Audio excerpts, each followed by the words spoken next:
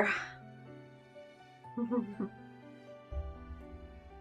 He is very cute, and won't lie, he was quite expensive. But he was worth every penny.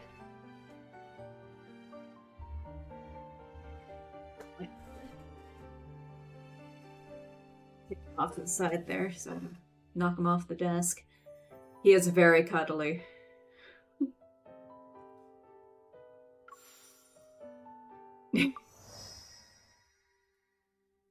Okay. Tears of Romirro.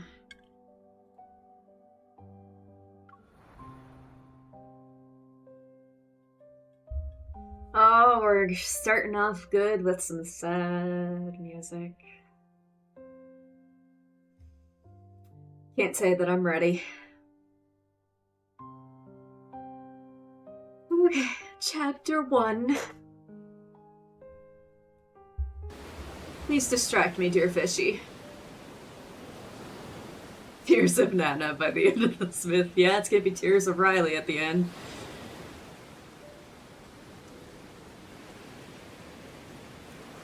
The Black Sea is about to devour the world.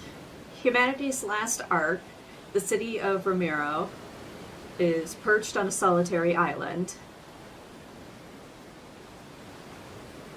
There shall be a lunar eclipse, and at the end of the third night, Romirro will be annihilated as it sinks below the ocean's waves.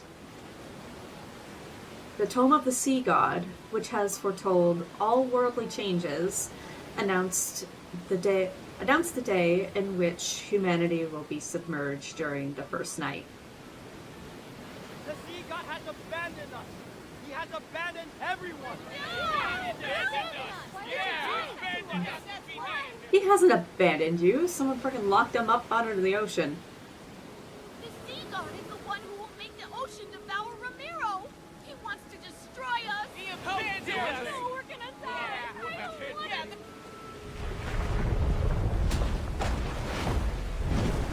At the edge of the harbor, which has suffered years of erosion because of the sea winds, desperate people push the sea god statues they carved with their own hands into the abyssal waters.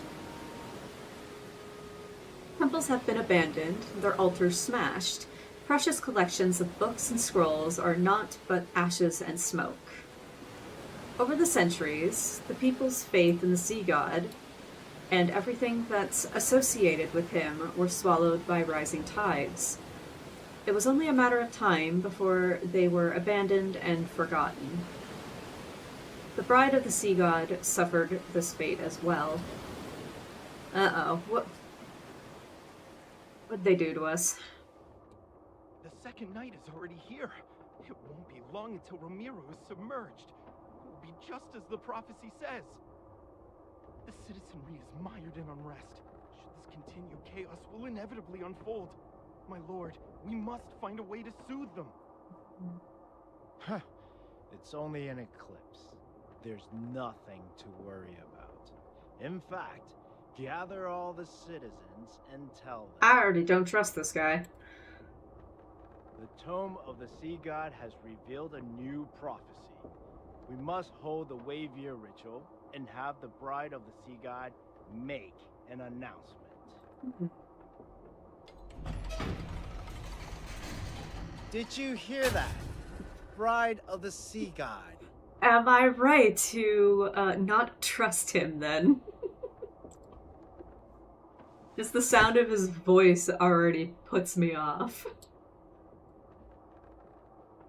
The guards grab my arms and throw me to the ground. I stare at the intricate patterns that dot the hem of the castellan's robes. The situation is ironic, and it leaves a bitter taste in my mouth. In the past, he was Romirro's minister, whose loyalty to the city was unmatched. Yet, he's now a cruel individual after the prophecy appeared in the Tome of the Sea God. Yeah. Didn't you say the Tome of the Sea God spreads lies and leads people astray? Not only is it untrustworthy, but you sealed it away in a temple. These matters are of no concern to you. Excuse me, I am the bride of the sea god. I think I'm the most important, but I should be the one person to know. Romirro shall be reborn under the current Castellan. Mm. You will make that stone tablet reveal something, and then recite those words. Everything is at stake here, but you're still obsessed with your power as Castellan. How pathetic. Foolish lass. Do you think you still be alive if someone else could converse with the tome of the sea god? Play your part. You know very well what will become of you if you don't. Huh.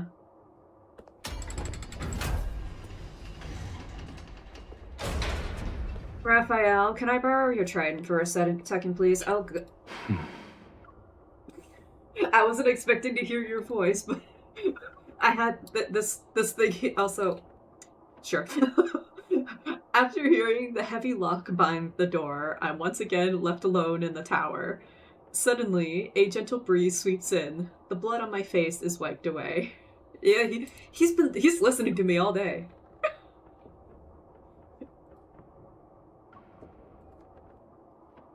You're the bride of the sea god. Yeah, I am. Why are you letting humans mistreat you? When did he appear? Hi, Violet! It does hit different, though, too. The title is nothing more than a pair of shackles. Why can't you be the the groom of Riley instead? I mean, he'd take that title. I don't remember when it started. At first, I thought the voice was a hallucination born from my lengthy imprisonment. But time passed, and the seagulls brought me seashells with strange patterns. That's when I became certain of his existence. He claimed to be the sea god, but his voice was too youthful, too mysterious. I couldn't trust him. However, I found myself involuntarily anticipating his appearances. If anything, it'd make my time here a little more bearable. Can't trust that the sea god, he just can't possibly be young and hot and sexy, you know?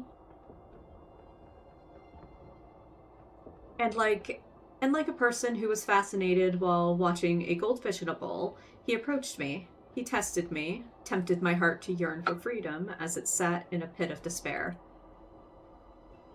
Don't you want to escape? Tonight is your only chance.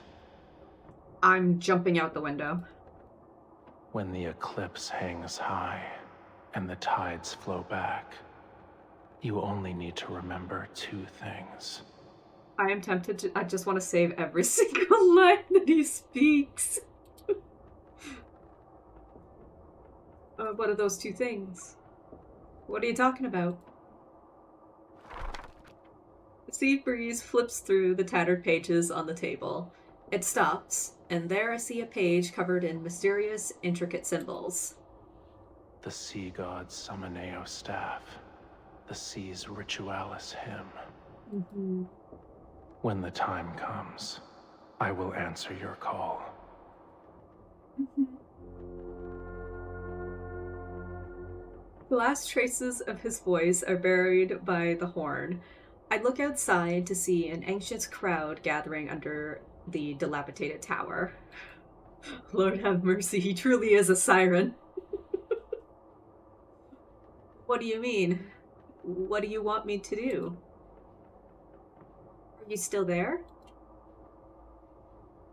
Silence falls over the tower. I squeeze my eyes shut and force myself to stay calm. His proposal is too sudden. It could be a trap as well. I'd be foolish not to question it. Even if it is a trap, does it matter?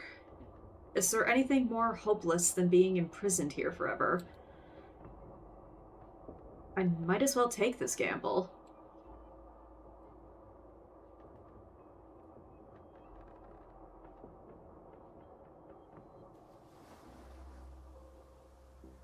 Rejoice! voice, everyone! No, bring back Raphael's voice, please.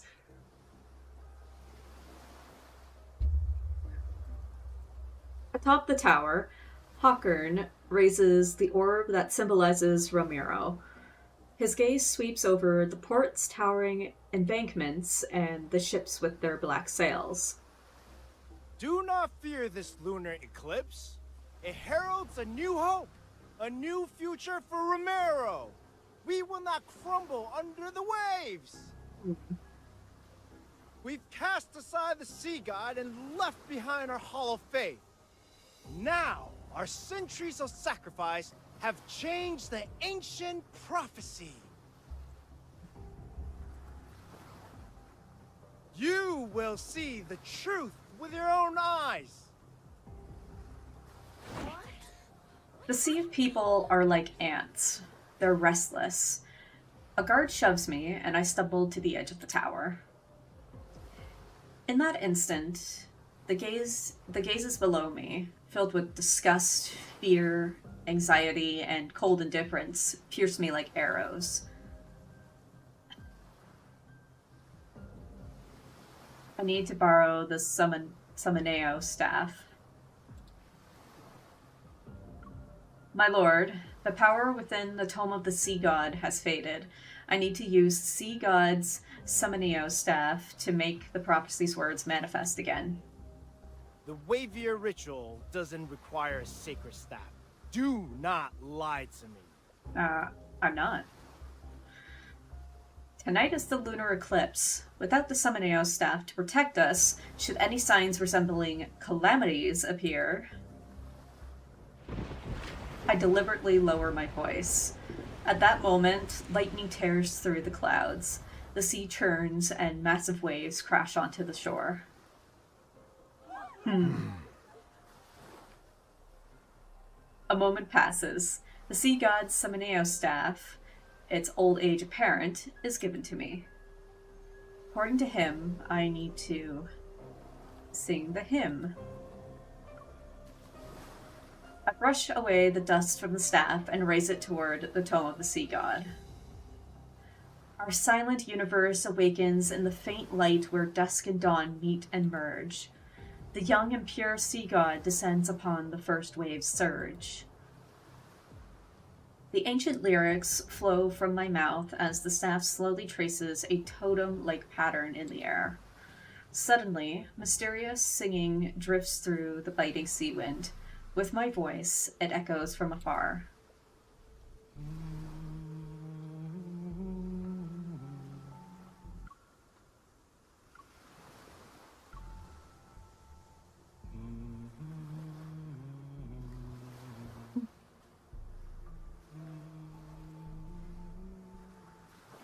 Oh, keep going, Raph, please.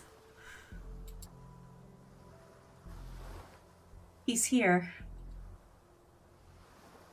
Good. He didn't lie to me. A slight feeling of relief washes over me as I face the wind and sing even louder. I'm not singing, but you know. He who commands the cycles of the sun, the moon, and the tides, he who guides souls to rest in distant realms. She's singing the sea's ritualis hymn! That forbidden song! Guards! Seize her! Girl, you better be jumping off this tower right now, into the ocean. The guards lunge at me, but the staff emits a dazzling blue light that repels everyone. That works too. The sea god wields fire in the darkness. He is the blazing sun who ignites the lost night. Thunder crashes down upon the sea, and enormous waves manifest. Heavy rainfall descends as the storm engulfs all of Romirro. Terror and chaos erupt around me. I clutch the staff tightly and continue to sing until a beam of light appears. It points to something underneath the towering waves. I brace myself before I leap into the ocean. There you go. Just what I was waiting for. That's pretty. Good, I needed to cough anyway. MC just canonically being a good singer across all timelines. That must be, yes, that must be nice, I wish. You were waiting for me to say the singing line. Of course I was. He said he would greet me, but this is a little too violent for my liking. Black seawater twists into a massive vortex and carries me away. Disoriented, I stop swimming and let my body sink deeper into the ocean's depths. I lost track of time before a magnificent yet ruined structure gradually appears. You're here at last. Yeah. A voice as cold as frigid seawater drifts towards me. Ghostly light sweeps across the crumbling ruins. Like moonlight, it's reflected in my eyes. Before me is a slowly swaying fishtail. It's so magnificent, yeah it is, that everything I have ever considered beautiful in my life suddenly feels plain and unremarkable. A human body with the tail of a fish and the power to control the ocean. Are you the sea god? My identity is of little importance. Mm-hmm. I disagree, but you know. Several heavy chains are wrapped around his body. Powerful runes, barely visible, keep him immobilized. I've saved your life. Now then, release the seals that bind me. Gladly. You don't have to ask a second time. Why would the sea god be imprisoned in a place like this? Let me see him. Let me see him. Beautiful. Hello.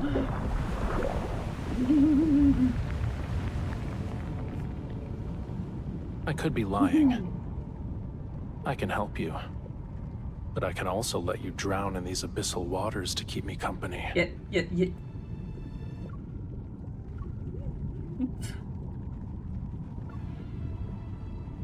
If I die, then no one will save you. I see you're unaware of what you've awakened. Don't you flick your hips and tail at me like that, mister. Oh.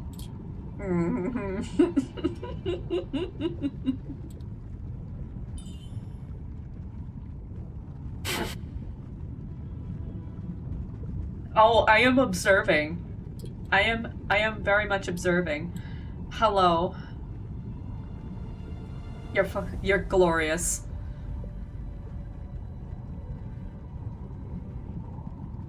Can we just stay here, please? Just like this?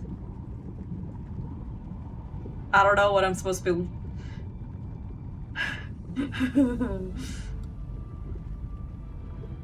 What am I supposed to be focusing on?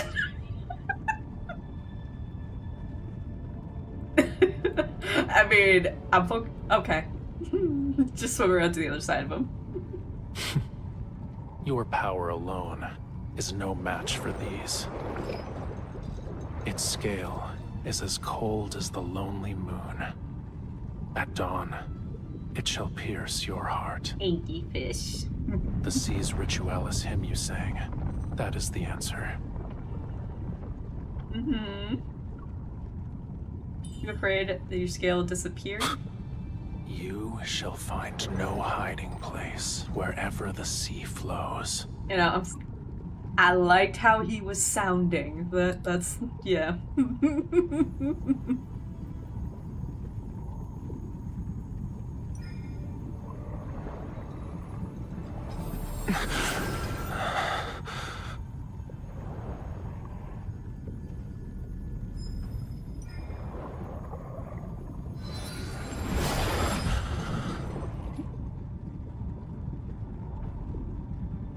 Power feels familiar. This is the mark you've been searching for. But it was also a seal in another form. Please stop swimming. Please stop. It is very distracting.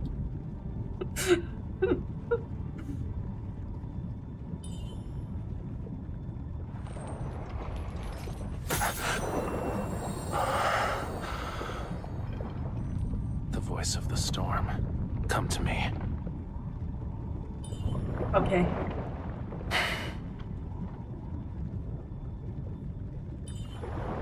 We must free him. Don't make it. Also, how dare you have him make a sound like that and not let me save it? How dare you, game? Again. Yeah, okay. If you let me save the line this time. Call out to me from the fathomless depths of the sea. Bestow the inextinguishable vengeance.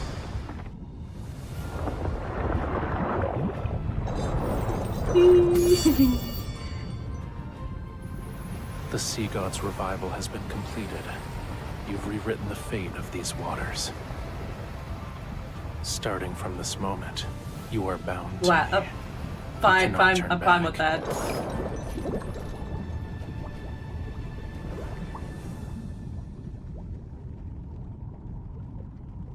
Oh, it's over now and I'm sad. Give me more! Yeah, they can keep the laughs so much, my goodness. Just like, let me save sounds they make. I don't care what kind, I just want to save all of them. Quit hiding them away. So glad you're home alone. I'm unfortunately not, but oh well. The storm's roar filters through the seawater and resonates as whales' distant songs. My body feels impossibly heavy, yet scenes from my dreams gradually come into focus. The tome of the sea god cannot be wrong. She is the sea god's bride and our only hope. We need her if Romirro is to survive. She will be Romirro's future castellan, protect the land in the sea god's stead, and change the prophecy. Yeah, we're just gonna free the sea god. There's still over half a year until your coming-of-age ceremony. Yet the gifts are already piling up. We've run out of space to store them. Everyone truly admires you from the bottom of their hearts, my lady. Yeah, the headset's a good idea, but it doesn't stop from everybody hearing me. Unfortunately. She's the sea god's bride and was raised by the Castellan. Her knowledge and abilities are exceptional. Hell yeah, the sea god's bride. She is kind and approachable. you. A wonderful person deserves all the best things in life. MC does deserve good things. Look Ugh. at what our foolish devotion to the sea god brought. Death, disaster, and the prophecy that Romirro shall be submerged more quickly. We got a fearmonger here that took over. The sea god will never save Romirro. The bride of the sea god is nothing but a farce. She and the sea god will destroy Romirro. They lied to us! Run, my lady! Don't let them catch you! Oh wow. Can you hear them? Everyone is asking for you to die. Again, Raphael, can I borrow your trident for a minute? Please. And yet, you're the only one who can communicate with the tome of the sea god. I won't let you suffer a miserable death. He totally doesn't look evil. Absolutely not. Not with that smile. Come on now. He's such a sweet grandpa. I'll spare you so long as you obey me. How does that sound? No. No, none of that. Absolutely none of that.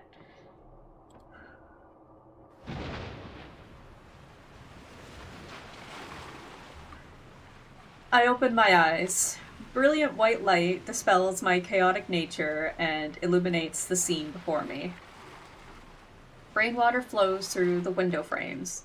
It makes the carvings and murals gradually reveal the lifelike faces of gods. Are you awake? He's got his legs. I'm so sad we don't get this art. They can keep it inside this. The sea god looks at me, his beautiful tail having transformed into human legs at an unknown point in time. He can walk on land? I have prepared a gift for you. Ah. He lifts me up and directs my gaze to the steps below. Hawkern, his most trusted minister, the tower's guard captain. Those who had bullied and abused me are now on the ground. Bound, they crawl and struggle, their eyes filled with fear and desperation. Bless you, Raphael. He did the dirty work for me. Their lives are in your hands. Would you like to deal with them one by one? His hand covers the back of mine. He guides me to raise my hand, and lightning gathers in my palm. Ooh, strike him down via lightning? Okay. I don't know if that's better than spearing them with a trident. Debris scatters, and the castellan's crown clatters to the ground. The puddles on the floor bloom crimson. Or would you rather finish them all at once? I mean, I also wouldn't mind just watching you do it. That would be super hot, I think. There may be something wrong with me, but... My palm is quickly held again. Out of nowhere, raging waves rise in the center of the temple and engulf everyone. Watching them struggle as they suffocate, I feel a sense of satisfaction. However, an indescribable emotion wells up. The sea god already has a terrible reputation. Won't this make the people hate you more? Lower your hand, then. Oh. I pause before I hold his hand even tighter. I hear him chuckle as the illusory waves shimmer with rippling light. They reflect a cold emptiness in his eyes. Aw, well, I don't like that. I like his happy and warm eyes. The faith of humans is nothing more than self-interest. They worship when they need something, and curse when they don't get what they want. Not wrong. Why should I care about reputations? Fair enough. As if he had his fill of watching their death throes. He releases my hand. The water vanishes. They claimed I've abandoned this world. Very well. I'll let them be a witness to true annihilation. Sorry, I think someone else has claimed this word. I mean... You can try. This is only the beginning. Don't you dare become merciful too swiftly. You're overthinking it.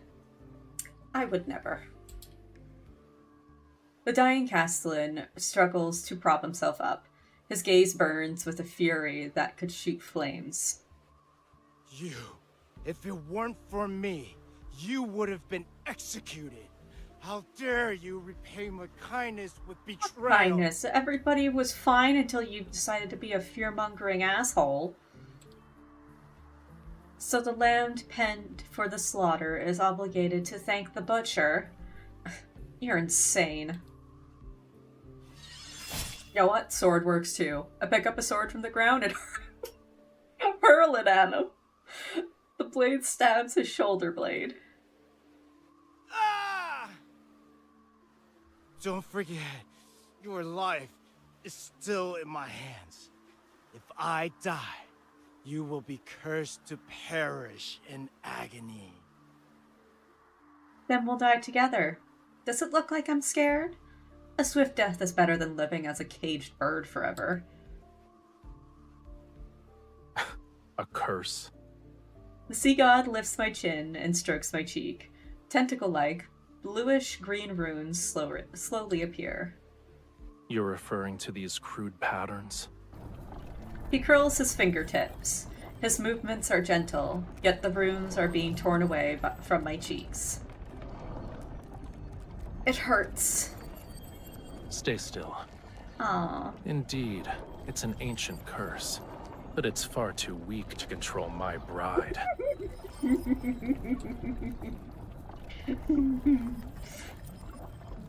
Close your eyes. Okay. I hear an eerie sound as something is destroyed with the pain. What a terrible attempt of a trick.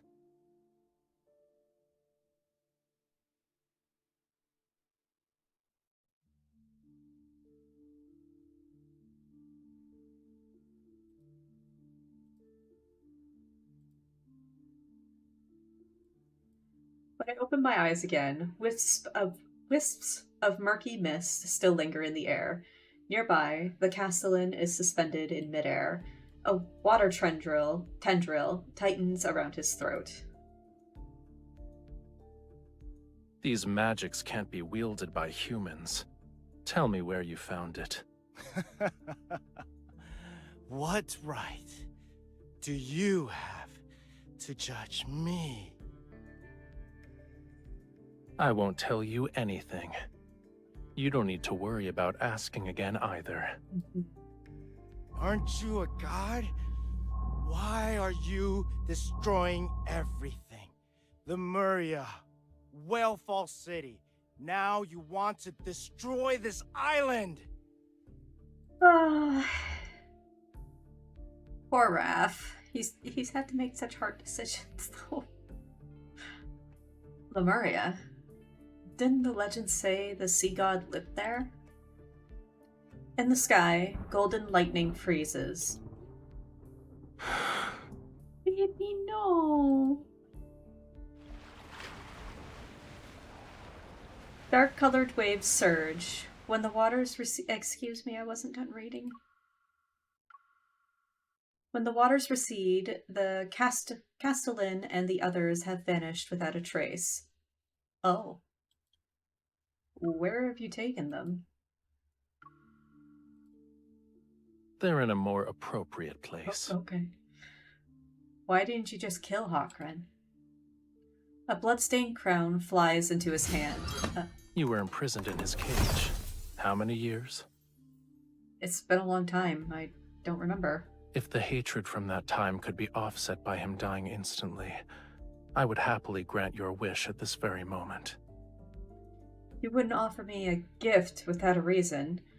What is it that you want? Tell me.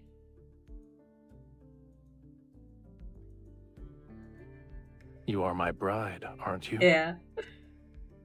He touches the pearls in my hair before he lowers his gaze. Removing unsavory elements from my bride's life is my duty.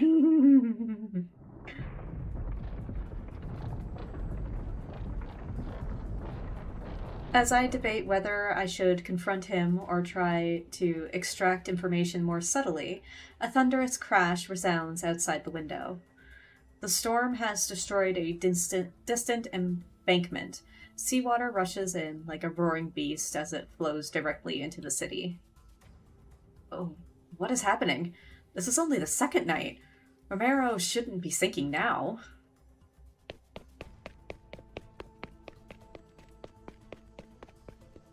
The Tome of the Sea God has been returned to the temple. I run there, and I'm shocked that the words of the prophecy are emitting a faint glow. This future was predetermined long ago. Whether it's the second or third night makes little difference. I should probably catch up here. I can not look at him in Sea God War without thinking about people putting him in... That's exactly what I did.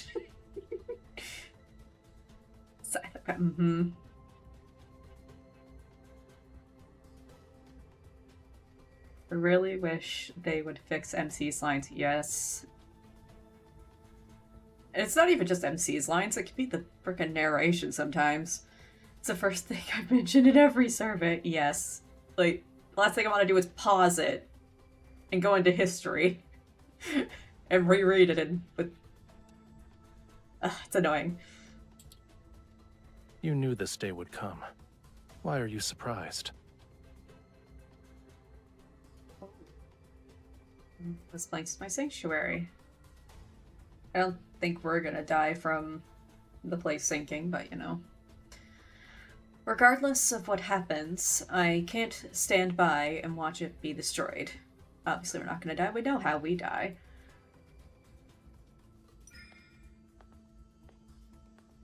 Legends say the sea god is all-powerful. The fate of this world is...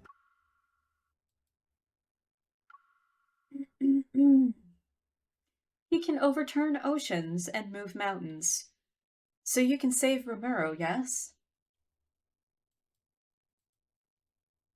Continue, dear. predetermined, and legends are just legends. In any case, it hasn't been long since I was awakened. My powers haven't fully returned yet. Why should I risk my own life for a city that despises me? Mind you, I would have to defy a prophecy in the Tome of the Sea God. I mean, that wouldn't be the first time you've done that. And not the last either. What if you regained your powers? Give me your hand.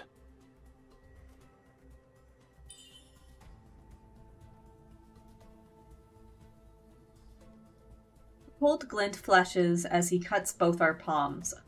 Why? He intertwines his fingers with mine, and our blood mixes. It drips onto the Tome of the Sea God. Golden light rises from the Tome of the Sea God like threads of silk. They unfurl in midair and weave together to form poetic words. Lemurians who seeketh absolute power, combat the treacherous tides, dive into the deep for pearls, find a true love.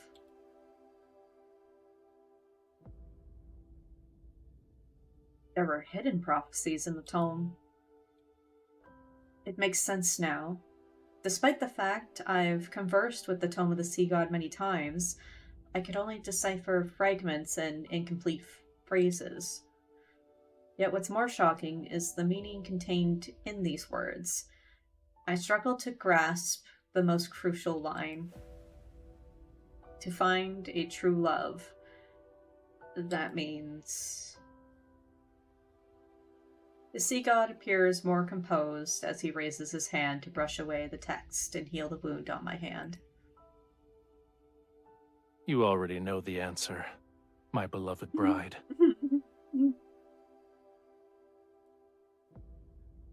You knew you needed me to restore your power. That's why you gave me those gifts.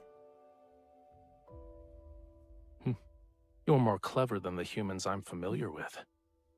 What other humans are you familiar with, Raphael? Now that I understand his intentions, I feel oddly relieved. According to the tome, you'll regain your power and stop the sea from swallowing Romirro if we fall in love? As things stand, this is your only option. Mm-hmm. Yeah. But falling in love doesn't happen instantly. All the while, the threat of this land sinking below the waves looms over us.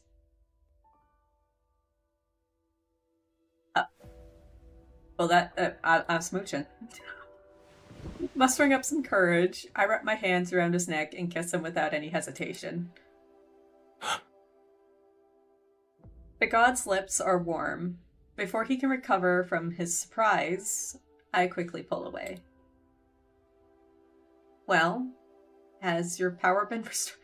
Even just partially? No, MC, it doesn't work like that. He grabs my arm, pulls me close, and bends down. A simple kiss. Excuse me. First, the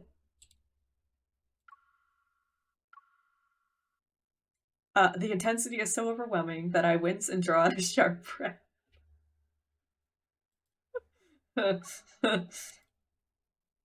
Is far from what anyone would call love. Yeah. It's still better than sitting and waiting for death. As long as I'm here, Death wouldn't dare to visit you. Do you remember how you awakened me? The Summoneo staff and the sea's ritualis hymn? He places the staff in my hands. I'm not sure when or how he got it. This can temporarily awaken some of my powers, but we need one more thing to stop the storm. He turns over my hand as he traces letters onto my palm. I can't help but open my mouth. Rafayel. Remember it. That is my name. I won't forget. Recite my name in your heart with the utmost devotion. Then, sing the hymn for me once more. He suddenly dives into the storm, and his legs transform into a brilliant fishtail as he soars above the terrifying waves. That is cool. I'm taking that. The Summoneo staff emits a light to accompany my song. I sing with all my strength and stare at his figure. He glides along the top of the waves. Lightning from the tip of his tidebreaker trident strikes the heavy storm clouds. Streams of golden light swirl across the sea's surface. The rain stops and winds cease as the subsided tides transform into millions of transparent fish. They stir up sand and gravel as they slowly retreat to the deep sea. At the base of the damaged statue, people kneel in the muddy waters, yet they see the sun rising behind the sea god. He turns around. His gaze passes through the lingering mist and lands on me.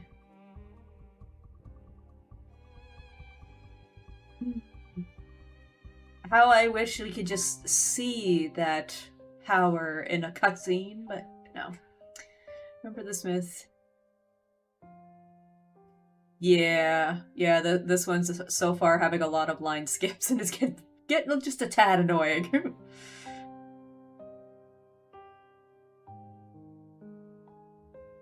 Yeah, I don't know why it's a thing.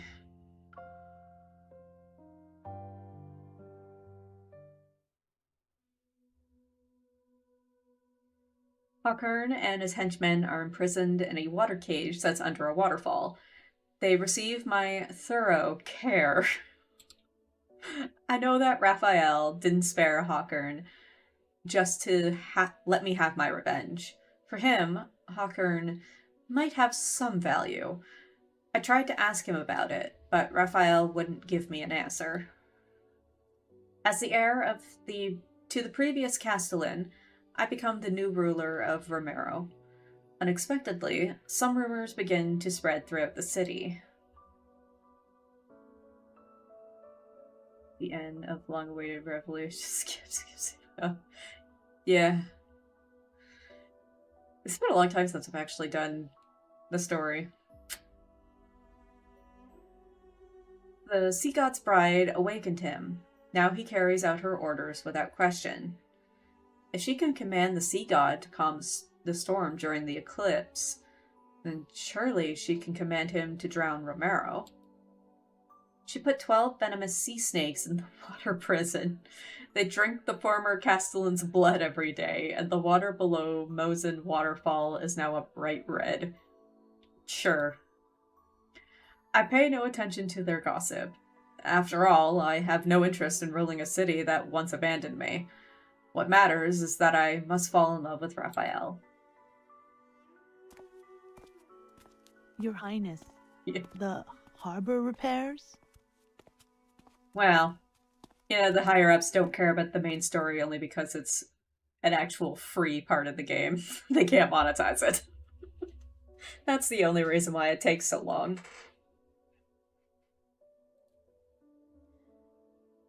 Deal with it yourself. Your Highness, the city plans to erect several new statues of the sea god. You don't need to ask for my permission. After shutting out those annoying voices, I searched the temple for any sign of Rafayel. This place has become the sea god's residence. To fall in love with him sooner, I spend most of my time here. The problem is, He's always somewhere else. How am I supposed to fall in love with him?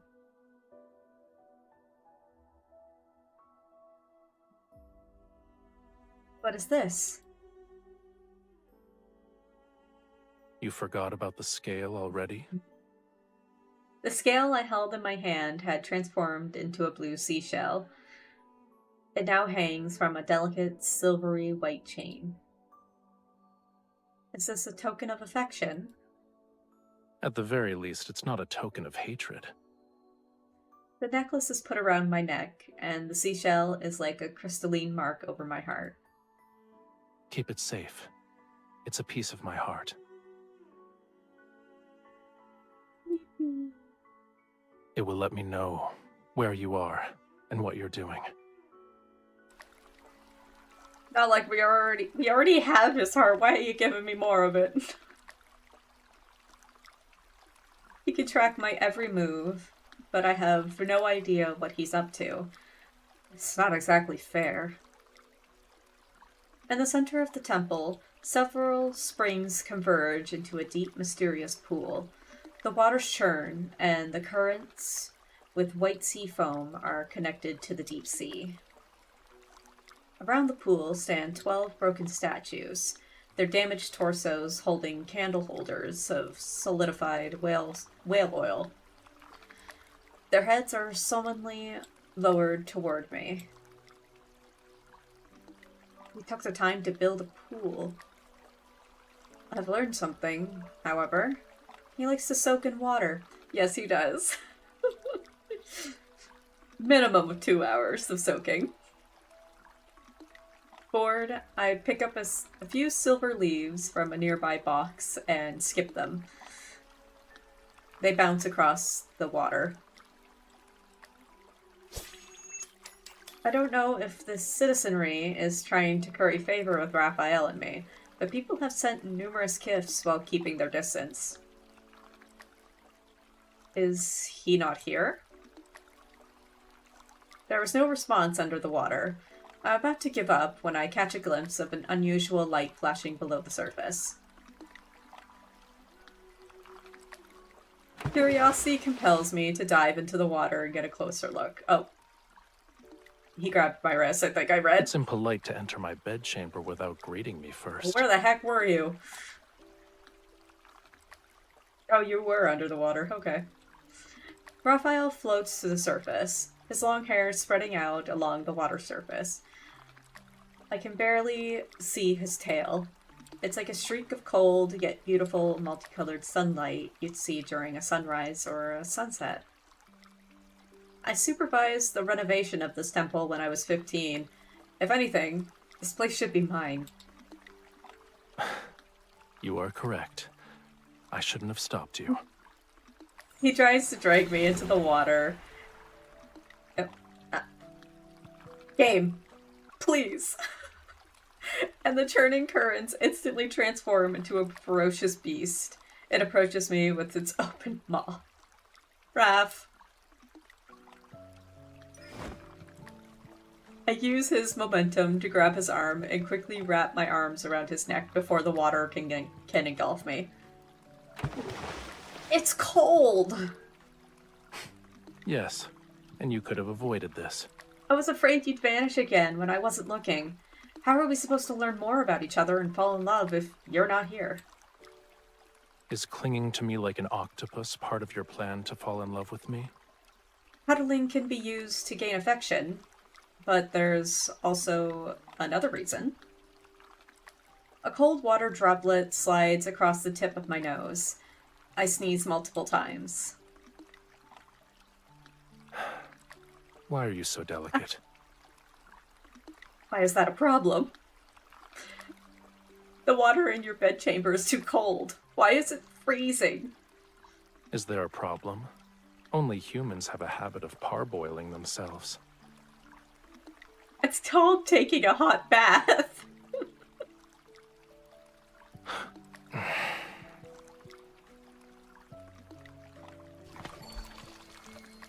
I like my hot baths, okay?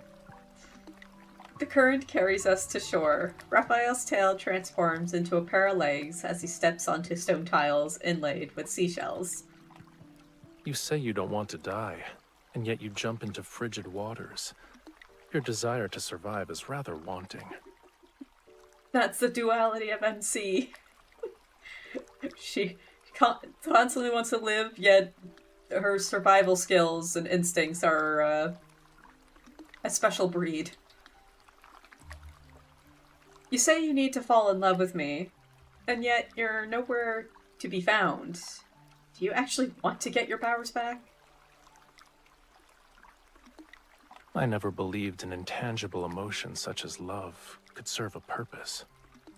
He set me down as a ball of flame rises from his palm. I flinch and pull away, but he places it in my hand. It's not burning me, and it's warm. MC is badass and girl failure all in one. Yeah, she is. Are you no longer afraid? He creates several more spears of fire and uses them to dry my hair and clothes until they're comfortably warm. I'm only following the tome's revelations because I don't have an alternative. Oh. I won't fall in love with you. It doesn't matter how close you get. I don't believe you. Don't worry. I'm just trying to survive. Don't misunderstand and think I'd actually have feelings for you. I don't believe you either, MC. I play with the ball of fire in my hands and toss it around. The dancing flame casts a softness across Raphael's face that doesn't suit him. What do you mean? Softness? He's my soft fishy boy. He sits beside me on the stone steps and carefully examines the ornate boxes. These are gifts from the citizenry. They want to thank you for saving them from the storm that night. These aren't gifts. They're displays of submission for the sake of self-preservation. They despise you, and then they coddle you like a babe in swaddling clothes. Faith, devotion, all of it is hypocrisy. You don't seem to be furious, though. And you've entertained yourself by skipping those silver leaves. Why should I be angry? They belong to you. Keep what you like and throw away the gifts you dislike. I'm not interested in insincere offerings. That's fair. Well, I have something that should interest you. I walked to the tome and retrieved the Summonio staff that was hiding behind it. It used to be yours, yes? Now it's yours again.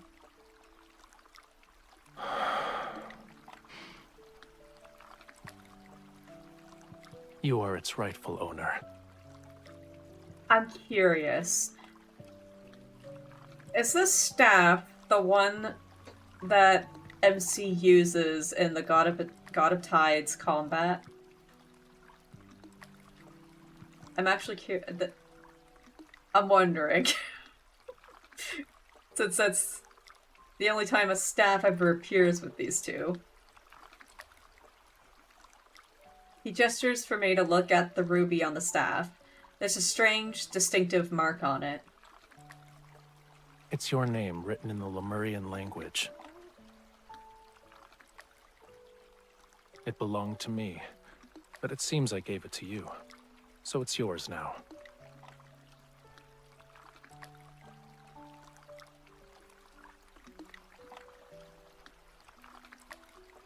You think so? Unfortunately, I don't have that companion, so I can't really, like, go and fact check.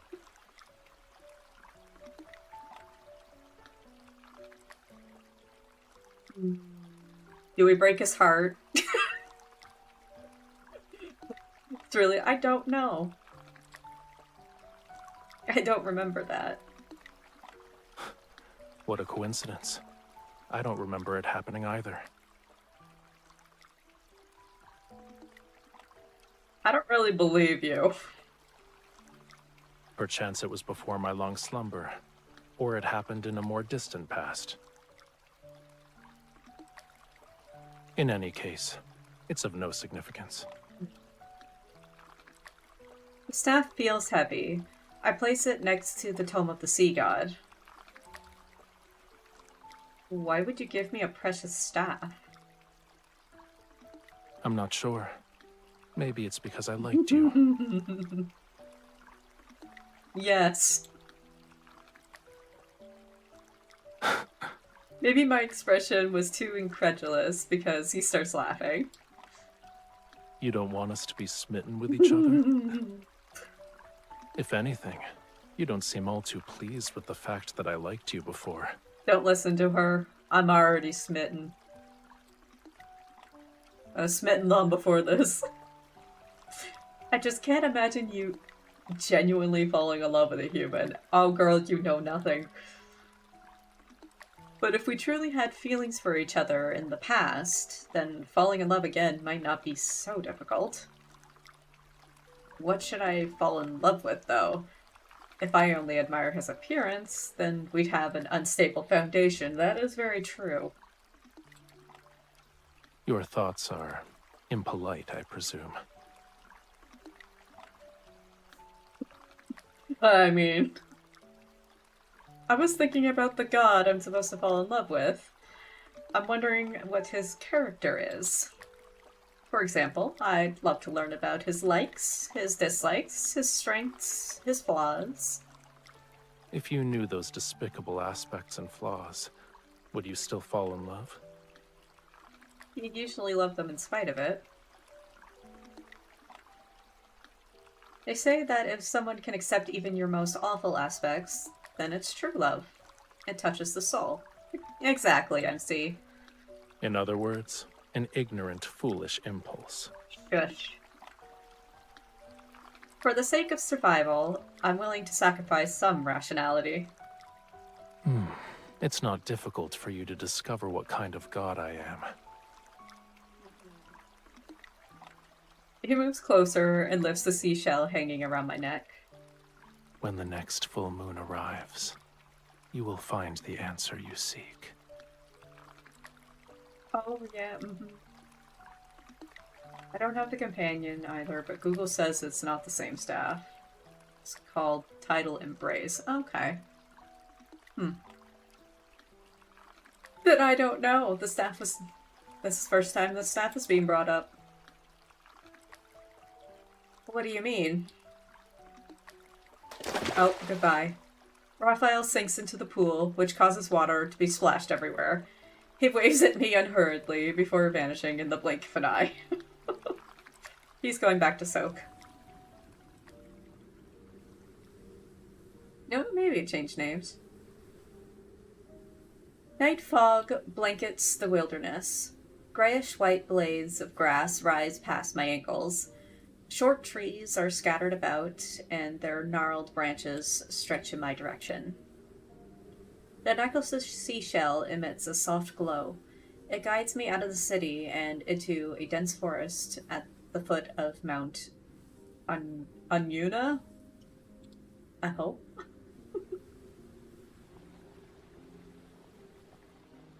That sound. I quicken my pace. Exceptionally bright moonlight filters through the trees and illuminates ruins covered in gray-green moss. Raphael stands in the center of the area. Water flows from his hands to lift broken stones. They're pieced together in midair. I continue to tiptoe, and then... He knows we're there. Oh. Did we just jump out? I heard you breathing earlier. Who do you think you're trying to scare, mortal? You brought me here in the middle of the night just so I could watch you build a house. You could be building a house for us. MC, come on. I recognize these as the oldest ruins on the island, but no one knows their origins. Correct. Come closer. You're in the way. Oh. Still uncertain, I move to the side. More stone bricks float upward and assemble themselves into a wall covered with fragmented inscriptions. His blood surged to form the oceans. His scales transformed into the stars above.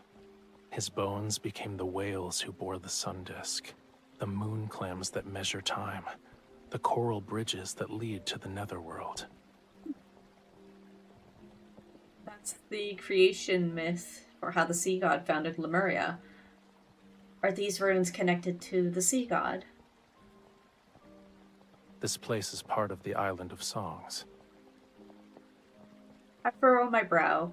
How strange. The name sounds familiar, but I can't remember anything about it. As I'm deep in thought, more stones rise with the flowing water. They connect the broken walls and ruins to gradually form a shrine. The full moon hangs above like a bright pearl set in the center of an accessory. It illuminates fragments of the temple's former glory. It preserved Lemuria's history, as well as the important chronicles of every sea god. The sea god you want to learn about is here. These are the stories about the sea god, but they're not the story of Raphael. There's no difference. Yes, there is. One day, I will become another sea god who's depicted here. The name Raphael shall be forgotten. Absolutely not.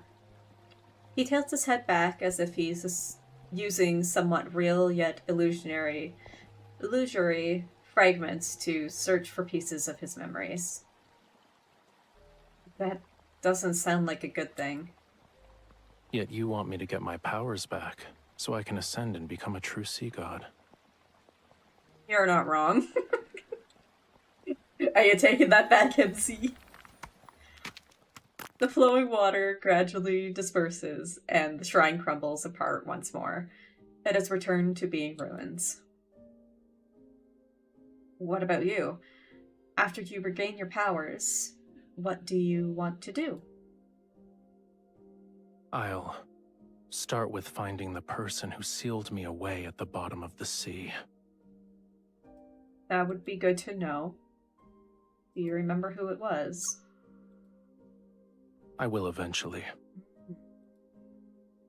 Empathetic, I nod. I know what it feels like to lose your freedom. You were sealed away for so long. You must really hate that person. They aren't even worthy of my rancor. However, I won't let them go unpunished. He glances at the moon before walking into the dense forest. I hurriedly catch up to him. There's one thing I still don't understand. You forgot who sealed you away. How do you know that I can break your seal? You are the sea god's bride. You're the only one I would choose.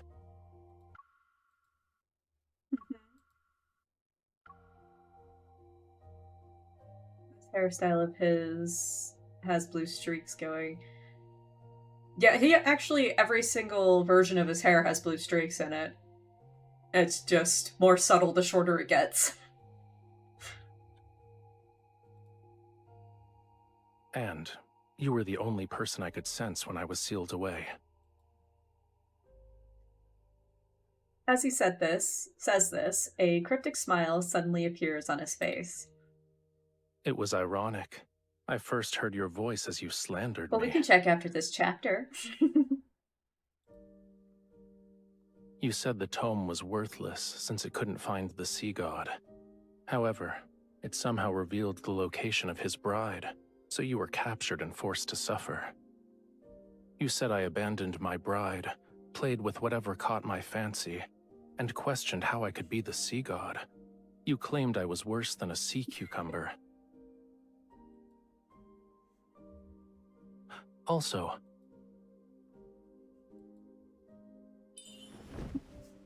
Just what do you want to hear when you're in a deep sleep?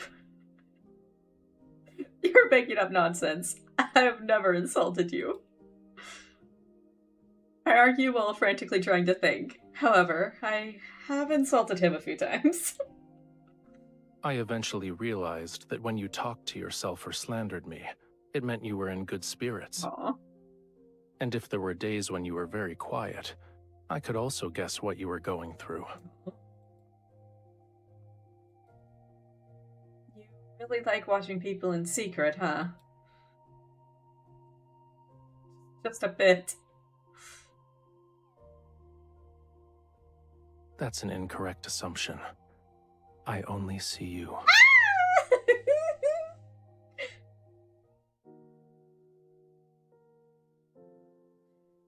We had wandered to the shore without realizing it. Moonlight casts a shimmering glow across the sea's surface. Blurry, distant stars sparkle where the ocean meets the sky. What is it? It's to stop you from jumping into the water and vanishing again. Holding my hand won't be enough. If you keep disappearing, it'll be hard for me to fall in love with you. You should at least tell me what you're doing and where you're going. Would you like to accompany me this time? He raises his hand, and the moonlight condenses into a strand of silver thread at his fingertips. Then it descends onto the sea's surface. Every stream immediately becomes visible in the water's reflection. They follow the moonlight, coil around his cupped hand, and dance. Aww. The perfect opportunity is right in front of you. He releases a strand of moonlight and makes a gesture with his hands that resembles a flying bird. He whistles, and the sound lingers. Then, an enormous white skeleton rises from the sea. Ooh. A big whale? It reminds me of a fish with large fins. The creature swiftly cuts through the sea mist and appears before me. Are you scared? Don't underestimate me. But as soon as I step forward, I find myself at a loss. I'm unsure how to approach this skeletal creature.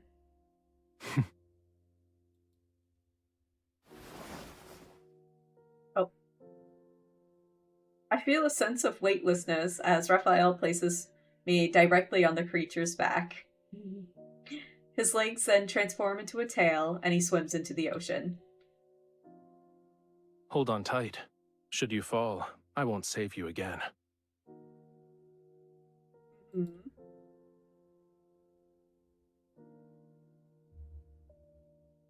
That's just giving me flashbacks to Forgotten Sea at the very start.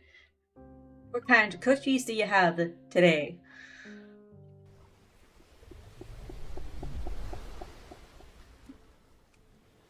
Raphael swims through the inky black water.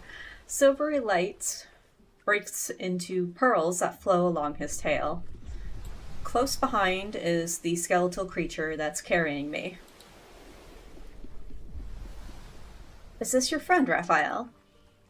Despite being nothing but bones, it tried to eat me when we first met. Is that what friends do?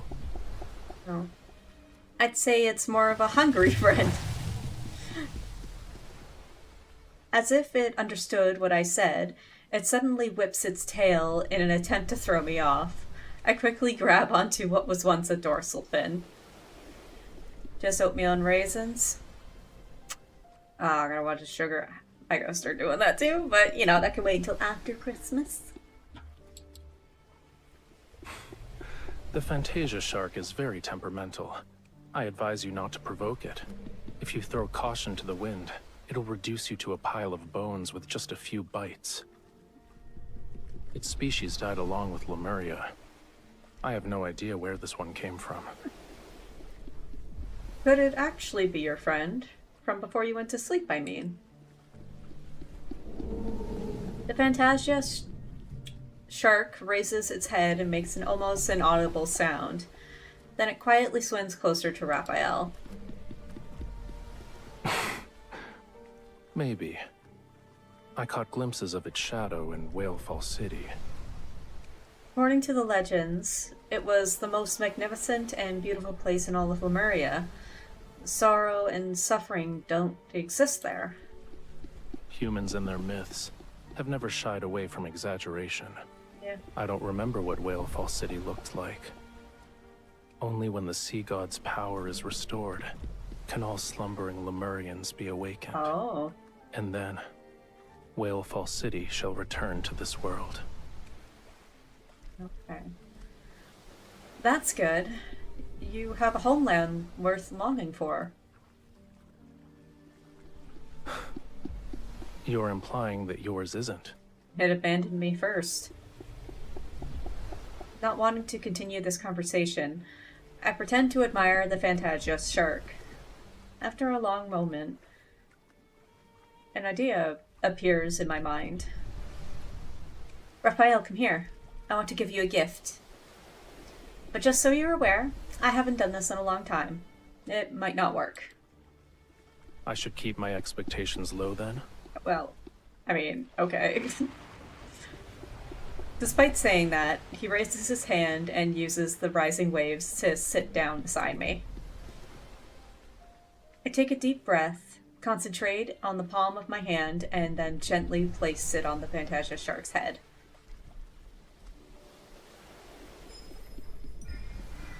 In the darkness, a faint power slowly awakens. It cautiously moves toward me bit by bit. I relax my breathing and try to become part of that power. I capture every subtle change. I can sense it. But what are you doing? A gentle radiance spreads out from the Fantasia shark. Layers of blue tint the seawater and faintly reveal the silhouette of a city. Oh. While indistinct, its beautiful and magnificent form is still visible. I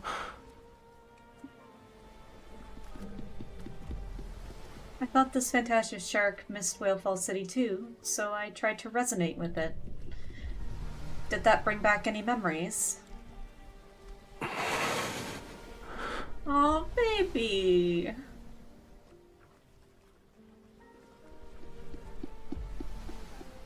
Raphael doesn't say a word until the water turns black once more. I am forced to break this strange silence. I didn't expect it to work. I haven't resonated in a long time, and I only use it to help others find lost crabs and turtles. Thank you. What? You helped me see Whalefall City. I'm expressing my gratitude. Don't, why do you say that with a question mark? You're welcome, Raph. You're welcome. The moon has disappeared as sea fog descends with the heavy clouds. They engulf our surroundings. As the fog grows thicker, my doubts continue to take root in the depths of my heart. You still haven't told me where we're going, Raphael. We'll arrive at our destination once the fog clears. But just as I'm about to press for more details, I suddenly feel like my mind is being enshrouded by fog. My consciousness becomes heavy. Something's wrong with this fog. The fog is as it should be. Okay. All you need to do is close your eyes and get some rest while you can. Okay. Where are you taking us? Why did I fall asleep? Did you get enough rest? How long was I asleep? Wait, where am I? The surrounding seawater surges violently. It rushes with the force of 1,000 avalanches toward a massive oceanic abyss. It's like a crack between heaven and earth. It seems as if the entire ocean is about to collapse. The thunderous roar is so deafening that it makes my ears hurt, and a sense of foreboding washes over me. Raphael, please don't tell me we're going there. I thought you were eager to help me get my powers back. This is what the Tome of the Sea God means by combat the treacherous tides. Oh, okay. Now I understand what he meant when he said opportunity. Is it too late for me to change my mind? What do you think? Probably not. I sigh. I resign myself to my fate as I hold him tightly, close my eyes, and allow him to take me into the bottomless oceanic abyss.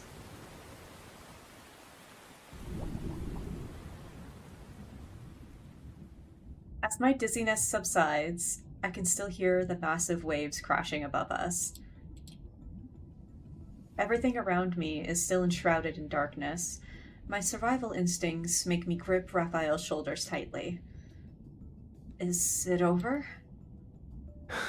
It's only the beginning.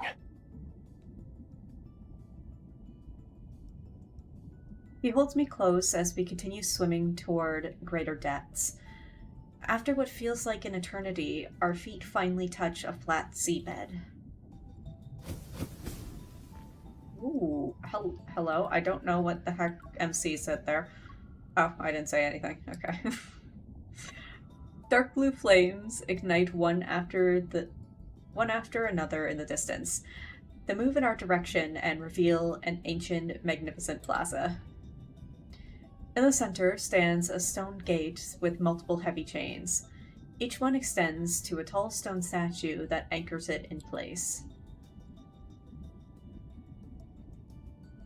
The Lemurians have a lot of ruins.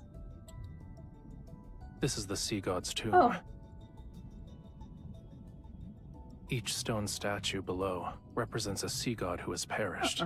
Okay. I hope you didn't bring me here just so we could be buried together. Don't worry. That day is still tens of thousands of years away. Okay.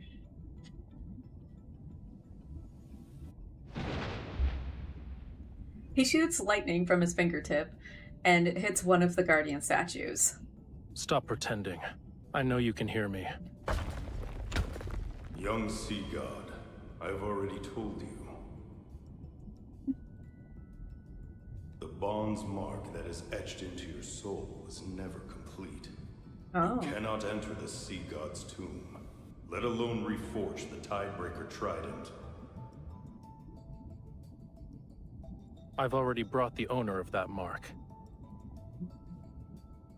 Even when I'm pushed forward, I'm still trying to figure out what this bond mark is. If we're together, wouldn't that make it complete?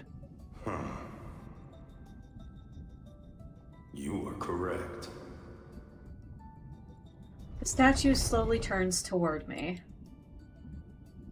To awaken the Sea God, you must traverse the 33 levels of the Sea God's tomb to reach its depths, and offer the Tidebreaker Trident on the altar. That's a lot of levels.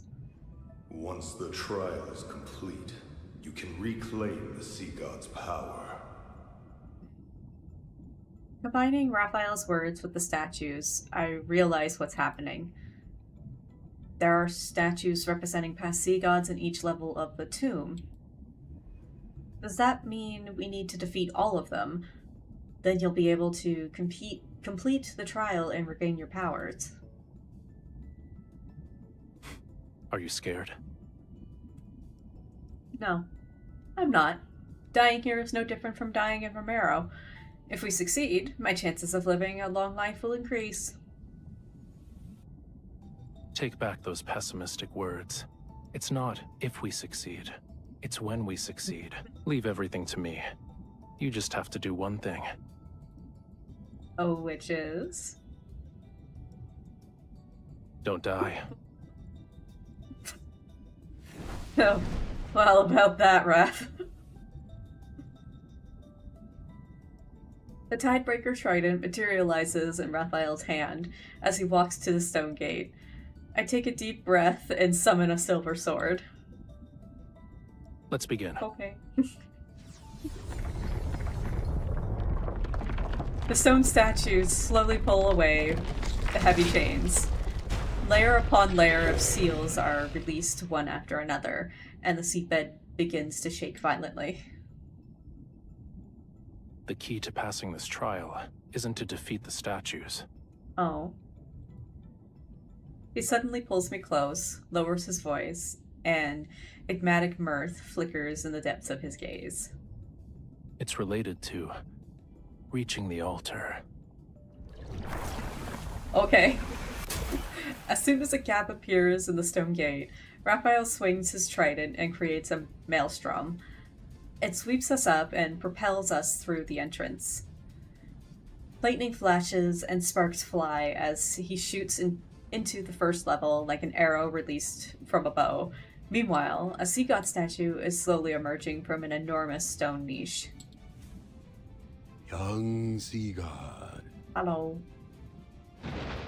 Lightning strikes and catches the statue off guard. It's knocked back into the stone niche. Raphael doesn't linger. He rides the current into the second level and unleashes another lightning bolt without any hesitation. So wish this was a cutscene. As chaos surrounds us as an unprecedented, scorching heat radiates from Raphael's body, yet his gaze remains exceptionally sharp and composed. The stone statues are either knocked back before they can fully emerge, or slow in their hopeless pursuit of us. Duck! I swing my sword to cut down several coral arrows flying towards us, only to feel the arm around me tighten. Hi. Like a blazing flame, Raphael turns the... Game! My goodness. Raphael turns the entire sea god's tomb upside down. He reaches the altar in just a few breaths. Oh my goodness. Dude. Okay. With lightning speed, he unleashes the Tidebreaker Trident, and a radiant brilliance akin to daylight fills the sea god's tomb. What is the meaning of this? Why is the latest incarnation of the sea god so disrespectful?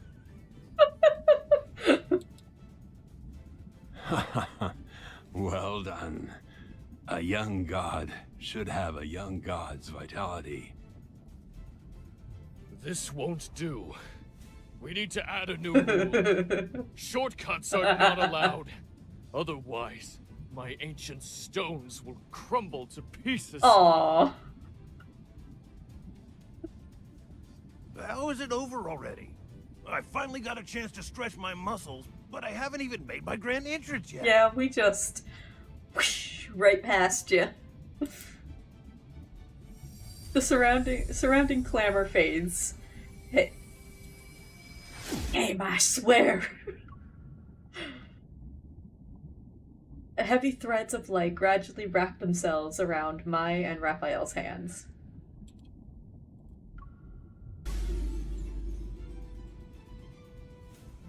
Ye who desires to ascend to true godhood, the deep sea shall inscribe your name. Okay. I shall cleanse thy body, temper thy weapons, and restore thy lost memories. Accompanied by mysterious chanting, a warm power surrounds me. Something reminiscent of flowing sand surges before my eyes as a familiar voice resounds in my ears. In Lemuria, a bond best represents an everlasting vow and oath. Uh-huh. When you offer the sincerest form of worship from the depths of your soul, my soul will be branded with your mark. I will be unable to defy you. I hate that about this mark. And once a bond is formed, it shall never disappear. No matter where you are, or what form you take, I will always be able to find you and recognize you. It's Raphael's voice. Unconsciously, I reach out my hand and touch a face that is familiar, yet somehow not. Yes, God of Tides. His eyes still shine with the beauty of dawn's glow. However, his smile is more carefree and unrestrained, and as bright as the clearest seawater.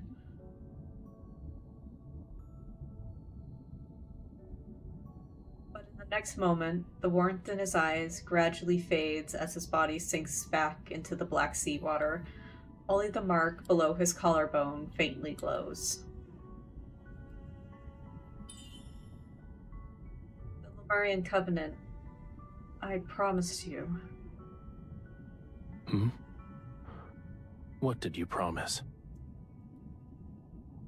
I offer you my heart. I'm willing to give you my heart.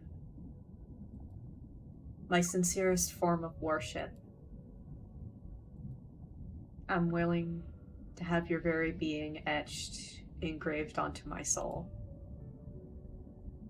In a trance-like state, I hear myself say unfamiliar vows, yet every word seems to come from the depths of my heart. I gave you my heart.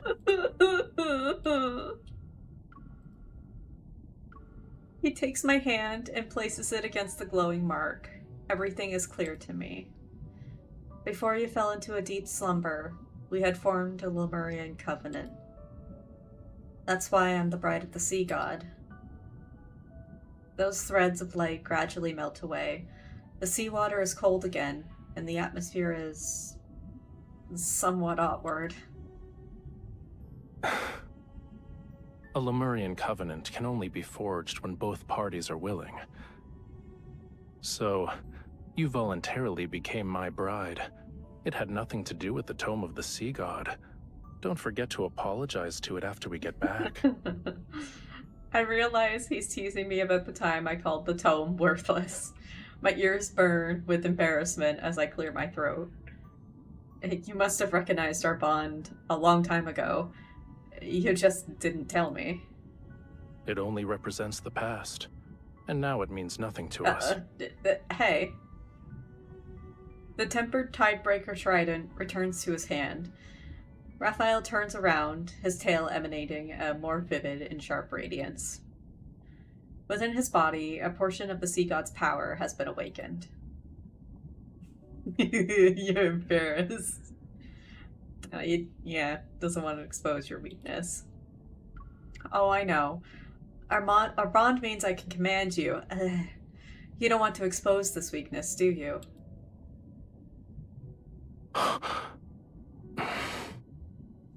In that case, I should carefully consider the best way to utilize an MC. He ignores my provocation and grabs my arm to swim upward, but then he stops. You're hurt. Oh? I follow his gaze and look at my back, but I don't see anything and don't feel any pain. It's just a minor wound. It's not. Oh. You need to return to Romirro immediately. How are we hurt?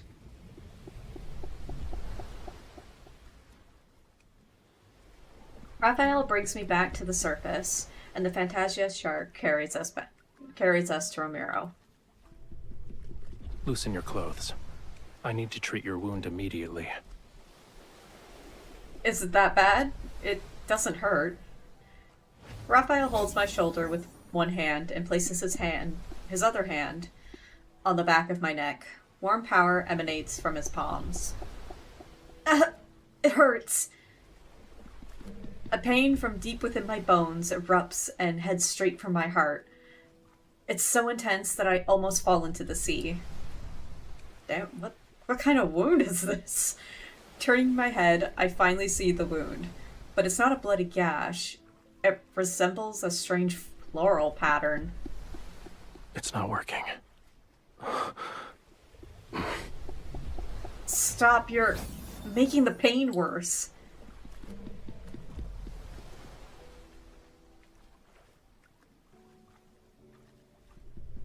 Yet after Raphael stops, the pain doesn't subside. I break into a cold sweat, and the drops reach my eyes. They trigger another kind of sharp pain. Hang in there. Once the fog clears, you'll feel better. Raphael, I need a favor. I groggily lift my eyelids and rest on his lap. There are rumors. They say the sea god's song can enchant people's hearts and make them lose themselves illusions. Could you possibly... Don't believe baseless rumors anymore. Well, I know your voice can definitely soothe me. Can't you try? I'll use our bond and... MC. Don't do that, please.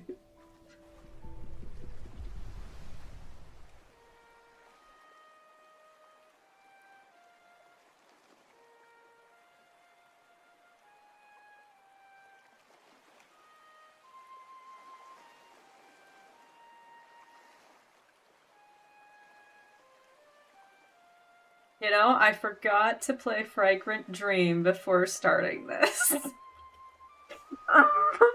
We gotta play it after.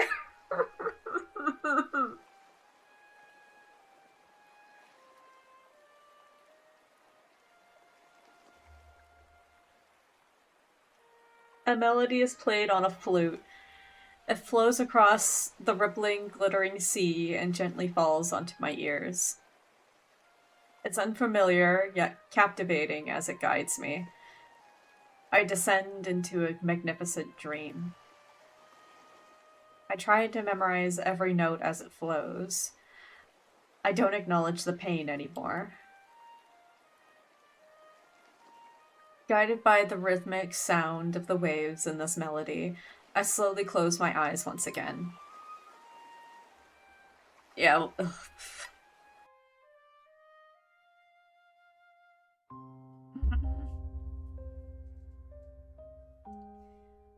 We'll have to play through that tender moment after after we're done the myth, where I'll just continue to cry, but you know. After returning to Romirro, Raphael immediately confines me to the temple. He requests that I don't go outside until my wound has fully healed. Although I don't understand why he's being excessively cautious, he stays in Romirro, and it's a pleasant surprise.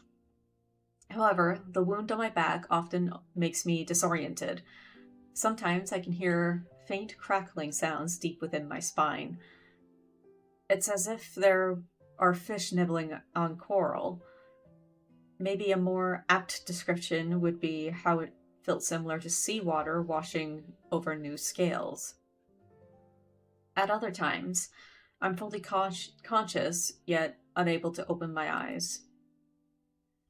However, there is one thing I remember clearly. Whenever I curl up into a ball because of the searing pain, the sound of a flute drifts into my ears and numbs my suffering. Hi, Alexi! You overslept, that's okay. I did do the polls.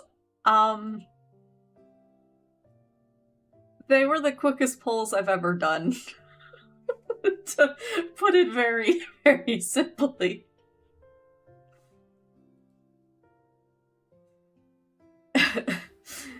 And soon after, I drift back into a soft, peaceful sleep. While we were away from Romirro, something rather significant happened. Hawkern, the former Castellan, had escaped from the water prison. Of course he did. Of course he did!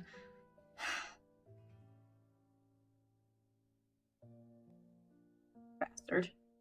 We've already dispatched a group to search the entire city.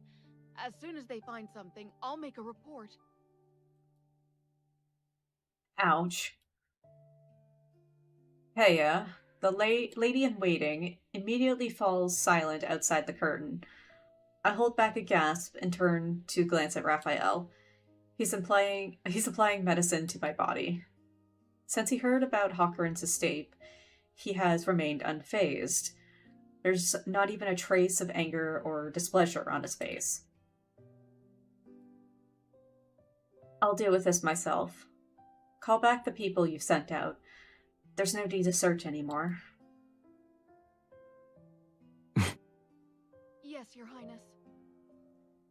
When I wave my hand, Peya quickly retreats as if she's been pardoned from execution. You let him escape. Beasts of the deep only bare their real fangs when facing death. Humans are no exception. Making him believe he still has a glimmer of hope will force him to reveal his plans. Aren't you afraid he might have a secret weapon? You should be prioritizing your health. He applies a slight pressure with his hand. I subconsciously try to pull away from the pain, but he grabs my shoulder and presses me back onto the bed. This ointment is made from gold feather algae. It's the best medicine for wounds in Lemuria. Stay still if you want to be hale and hearty again. Be gentler. I am being gentle. Are human bodies so fragile that they can't withstand a tiny amount of pressure? I am fragile. I'm sorry. Yet he still lightens his touch as he applies the medicine, his cool fingers gliding down along my spine.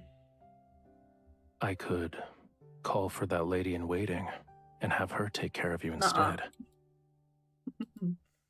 No, you're doing well. I like it when you look after me.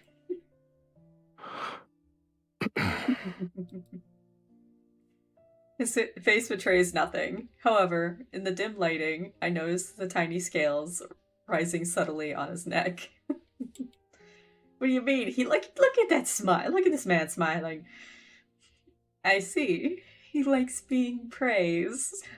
I quickly take note of the small discovery. I mean, it's the most obvious one. Come on. Of course he likes being praised. If he weren't a fish, he'd be a peacock, probably. See him preen. That night, I developed a fever again. It often happens during these past few days.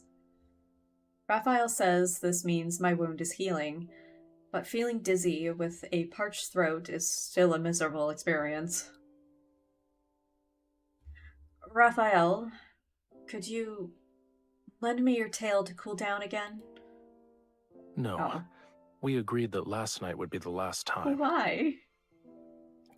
Through the translucent curtains, I can see him lazily soaking in the pool, his tail creating ripples across the water surface. It's not like I'll do anything. I only want to lean against it for a bit. Whose fever became so severe the last time that she thought she was eating fish. Guilty. I close my mouth. The heat inside my body is still making me miserable. I am not using that cover. No. Raphael, are you there? I think my ears are ringing. I can't hear your voice anymore. Truly? That's not good. Option is force him through the bond or manipulate the hell out of him. With a splash, Raphael seemingly moves closer. I quickly close my eyes. After a moment, I hear the faint sound of flames burning metal. If your ears are ringing, then the situation is grave. We'll have to make a cut along each ear to let some blood out. Raphael!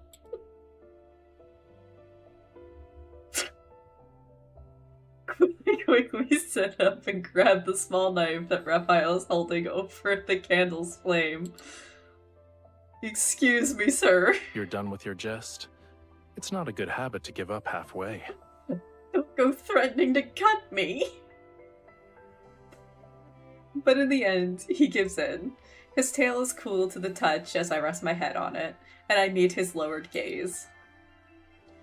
How much longer do I have to wait for my wound to heal? You'll make a full recovery soon. The mirror beside me reflects a flash of red, and I see the floral pattern. It's slowly fading, but it has left behind jagged, frightening marks. The voices I heard have become different. At first, sounds I usually ignore suddenly became louder. Bubbles popping, fingers brushing against surfaces, heartbeats rising and falling.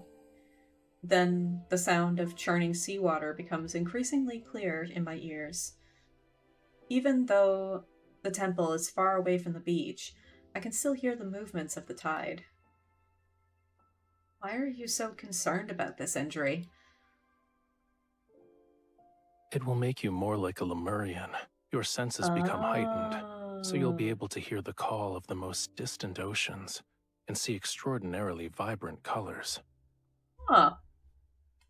He absentmindedly runs his fingers through my hair. But you are a human. You'll become an outcast on land. Then you'll be unable to hear any sounds unless they're in the ocean. Oh. You won't see any colors unless they belong to the sea. Your legs will become too weak to walk on land, and you'll suffer. Seawater will flood your mouth and nose and rise in your throat. Oh, okay, that's actually pretty fucked. In the end, you'll drown on dry land. Okay, never mind. I take it back. I don't want that. It doesn't look like you're afraid. Because you'll keep me alive. You will, yes? He laughs softly, feels my forehead, and then picks up a cup of water. He helps me drink it. If you try to make excuses again tomorrow, there's no guarantee.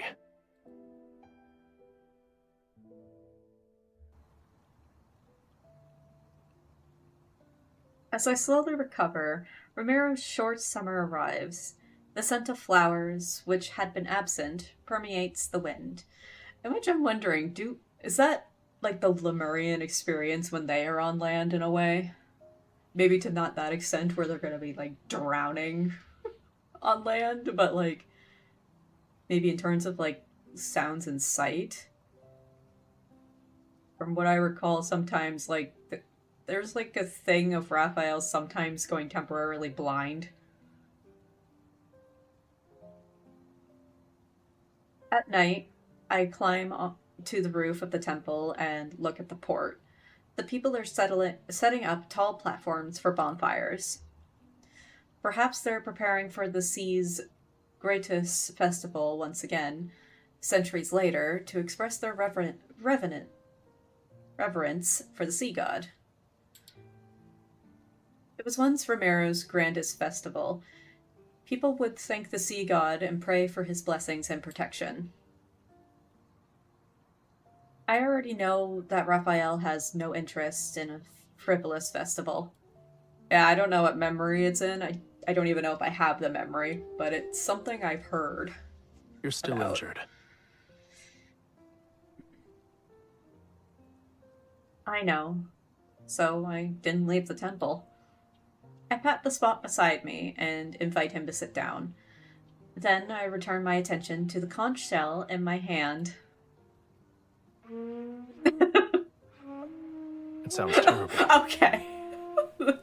Thanks. He twirls a flute in his hand and unceremoniously taps the top of my head with it. That's not how you play Well, it. I've never... If the conch shell could express emotion, it would have already died of embarrassment. Okay. Then teach me how to play it properly. I like that song. Why? It might be because whenever I hear you play it, all my pain disappears. Just as no one dares to approach the temple without a good reason, no one dares to go near the tower that once imprisoned me. I thought escaping from the tower would make me feel better, but I guess not. Your cage isn't in that tower. You can't leave the temple or the tower. You're afraid of losing the freedom to go where you please. Once your wound heals, nothing will be able to restrain you. The conch shell is taken from my hand as Raphael brings it to his lips. He's testing it out. Listen carefully if you want to learn.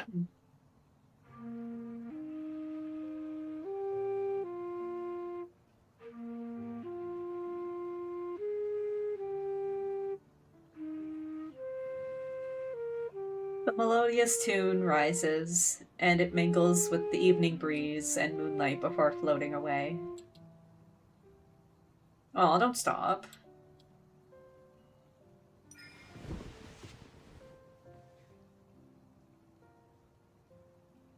I lean against Raphael's shoulder and let the vibrations from his chest seep into my bones. Game! As he plays, something in the depths of my heart trembles. Okay, go ahead.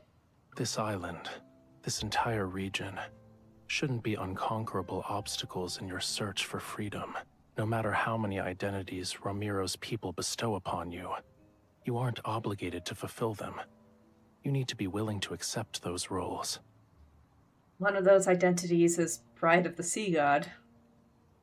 What if I don't want to be her? Then don't be. But I feel a bit reluctant to just let it go. I let out a long sigh and gaze at the lights that extend from around the temple in distant places. I used to love Romirro. I wanted to protect it forever and save it from the prophecy. Unfortunately, it abandoned you. I'm just a tool to the citizens. They believe I will save their lives. Do you want all these people to disappear? If I said I wanted that, would you carry out my wish?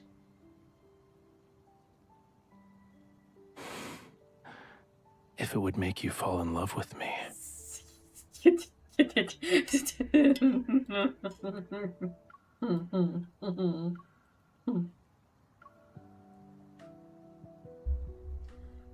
I tried to imagine their deaths, but I doubt that will make me happy. What would make you happy then? When I don't respond, he hands me a long scroll. Those ladies in waiting delivered it. Oh. I look down and notice several ladies in waiting at the steps of the temple. They meet my gaze and bow nervously. I suppose they want me to preside over the rituals for the first day of the Seas Gratius Festival. I see. They're representing Romirro in an attempt to win your favor. Hi, Lemon.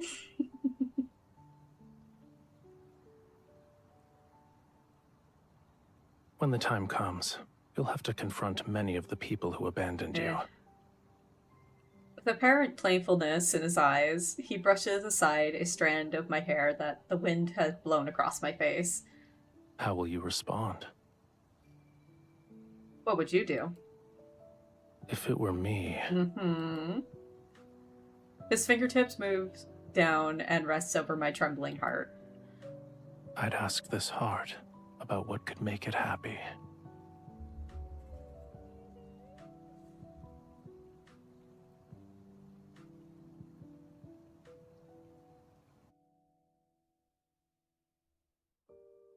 I'm basic girl. Raffi makes me happy.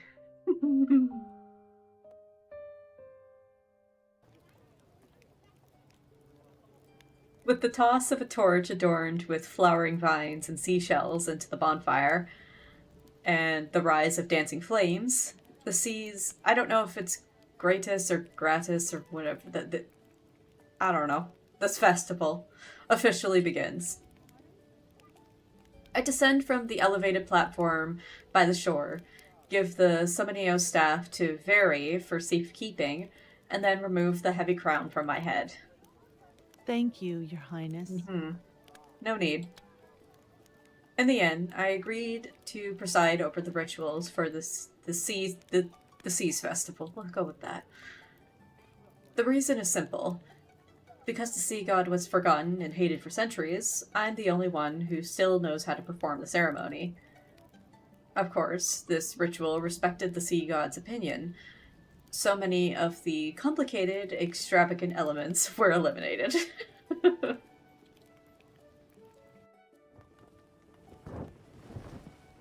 Why did you think the sea god would enjoy a dance that looks like crabs are fighting? That's a good question. Why did we have it? Well, why? It's better to save your energy and make more fried shrimp cakes instead. These are actually delicious. It's an ancient dance that was passed down for generations. It's supposed to display the sea god's majesty. Well, he said it looks like two crabs fighting. Oh, I think he's gonna feel insulted by that.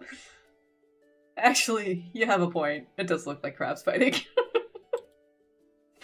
As I walk into the resting area surrounded by curtains, Raphael examines the pile of crates filled with offerings. It's as if they formed a small mountain. Because he said the fried shrimp cakes from the city's eastern district were delicious, people rushed to replace their offerings with fried shrimp cakes. Why don't you make more special requests? You could ask for their assistance when you dive into the deep sea for pearls. I suspect the pearls that the Tome of the Sea God mentioned refer to something else, though. Aren't fried shrimp cakes special? Raphael is a simple man. Feed him fish meals, and he is happy. Food in the sea is too soft. Nothing has a unique texture such as this. He breaks off a small piece and puts it in my mouth. Then he tosses upward a bubble filled with water to wash his hands. As for the pearls, it can't be completed in a day or two. You also don't have to scour the entire sea for oysters. What you need to do now is... His fingertips lifts my necklace. His eyes reveal what he's saying. Apply medicine. I loosen my collar and sit off to the side. When I think about how this wound is almost fully healed, I feel a tinge of sadness. During the ceremony, I realized for the first time that the sea wasn't completely black. The sound of waves drifts in leisurely from behind the curtains. It embraces my ears with a gentleness I never thought was possible. I also never imagined that fragments of rainbow-colored light shimmered beneath the dark-colored waves and among towering white crests. Don't say that. Once your wound heals, you'll have plenty of ways to see it again. All right. Raphael, you're getting better at taking care of people. You don't hurt me anymore. If I couldn't do this simple task well at this point, wouldn't the sea god's divinity be tarnished? However, should you miss that pain, I can help you experience it again.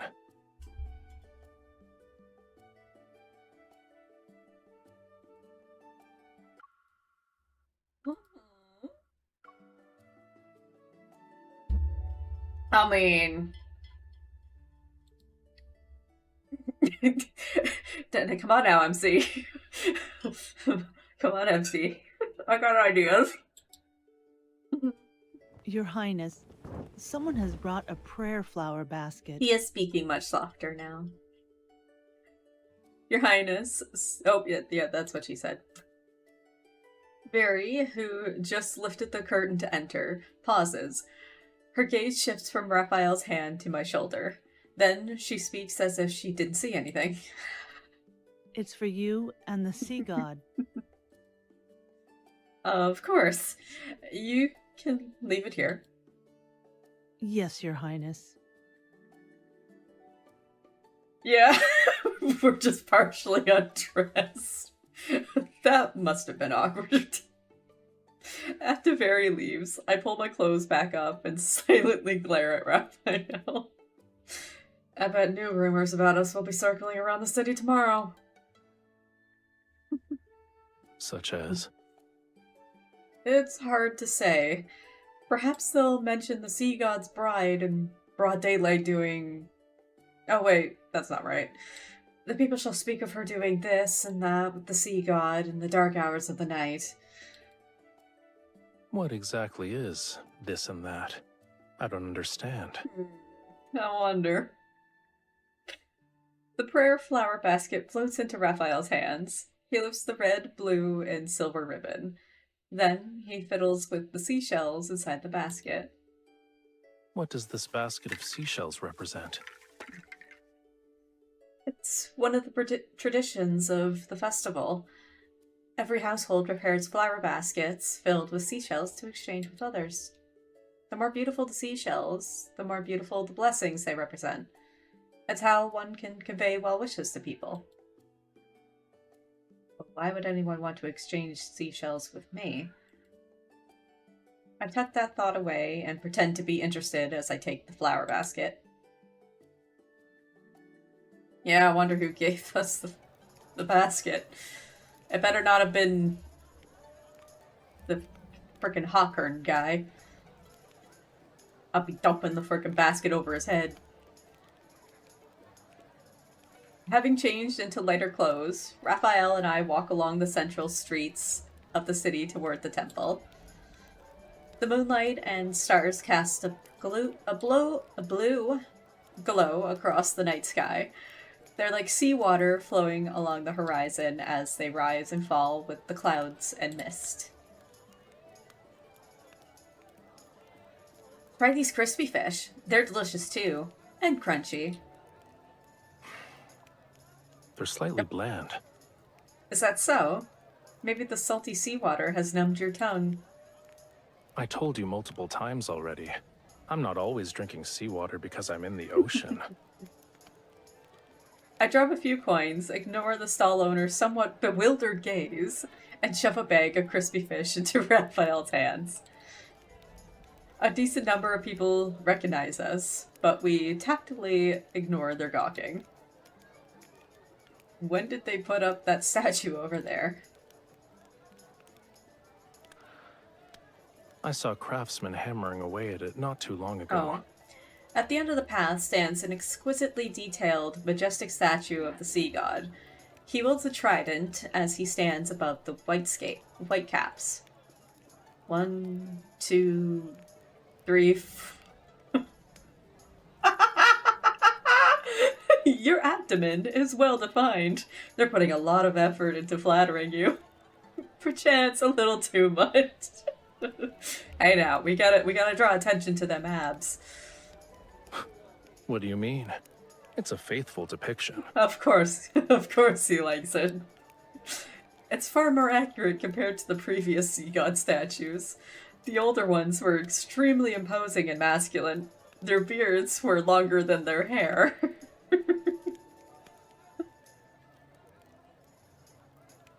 When I heard your voice for the first time, I couldn't believe you were the sea god. You sounded too young.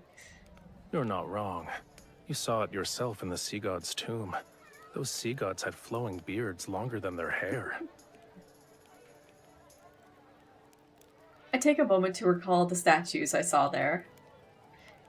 You're still the most handsome one. Hell yeah, he is. You have my thanks. I think we temporarily just like malfunctioned his brain.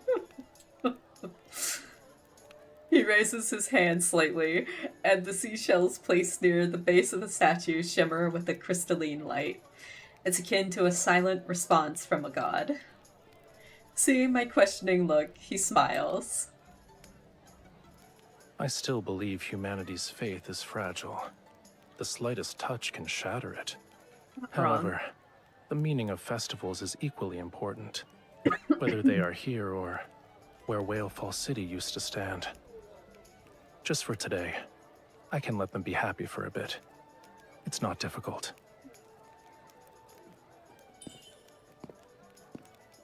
I hold his fingertips. Raphael, before you fell asleep, you must have been an unlikable sea god. Even though you lost your memories, you still long for Whalefall City. You want to awaken all the Lemurians and bring them back to their homeland. Making unfounded judgments like this is usually a dangerous sign. Who says it's unfounded?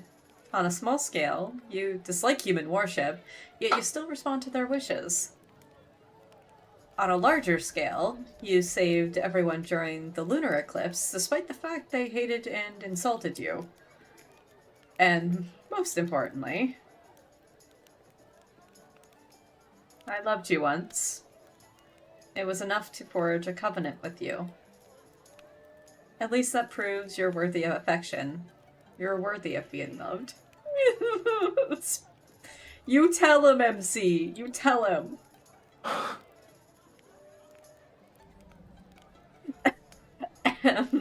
Now it's your turn. What? Okay, MC. I gave you plenty of compliments. Isn't it your turn to compliment me now? MC, this isn't a transaction. Your eyes are bright. Your hair is soft. And you remind me of a proud little crab when you smile. When you're angry, you're like a prickly sea urchin. Does the last part count as a compliment? Of course. If you lived at the bottom of the sea for thousands or tens of thousands of years, you would know how precious it is to see even a sliver of vibrant color. I open my mouth, but I am unable to find the right words. The basket in my hand sways slightly. I lower my head, and see a little girl slipping a pink seashell into my basket while taking another one. After we make eye contact, she immediately scurries back to her mother, who's the stall owner selling crispy fish. The stall owner struggles with how she should respond. Then she gives me a forced smile.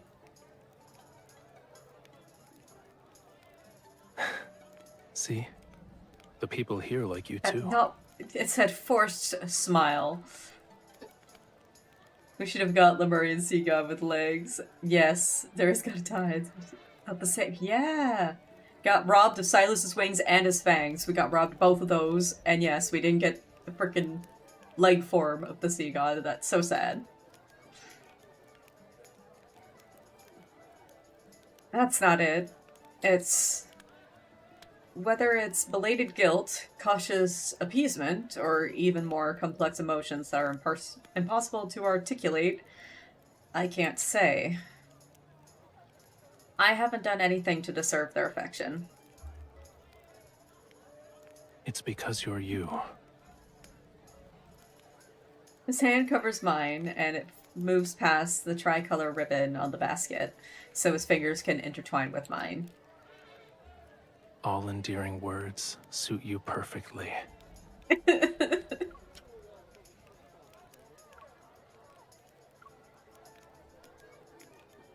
can make me blush, Raph.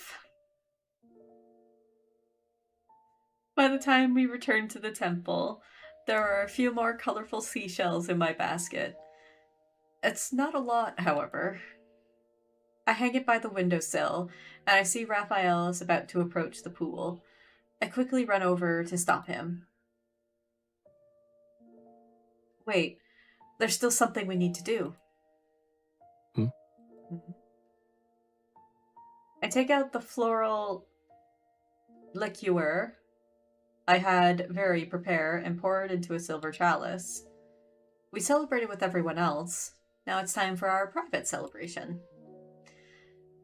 The festival is also for lovers. People collect elderflowers during the spring and use them to brew a liquor.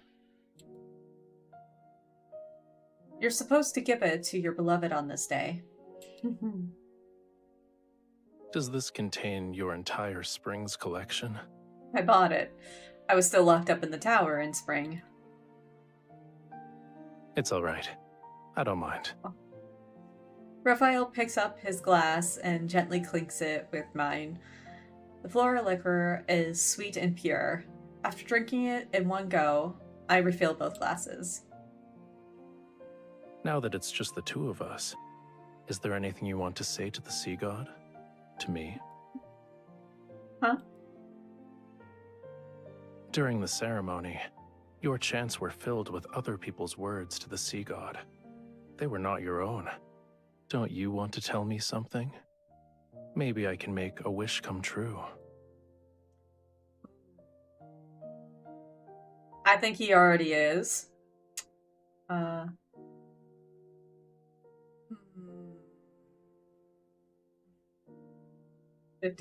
on your rerun. I wonder why you hate me so. Yeah, that was so mean of him. But I feel like I may have just hoarded the man for the last week, so that's why he wasn't nice to you. He wasn't listening.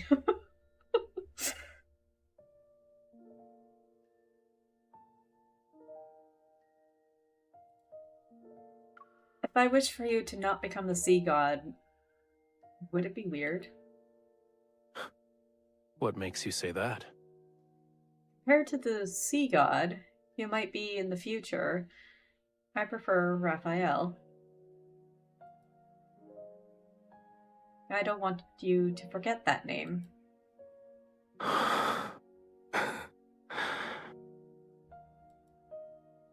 I'll need your assistance then. Help me ensure this name and these memories are deeply engraved in my heart and soul. Make it so erasing them is impossible. That's why, Nana. I like Raphael. As our glasses clink and the floral liquor slowly disappears, Raphael suddenly holds out his hand to me.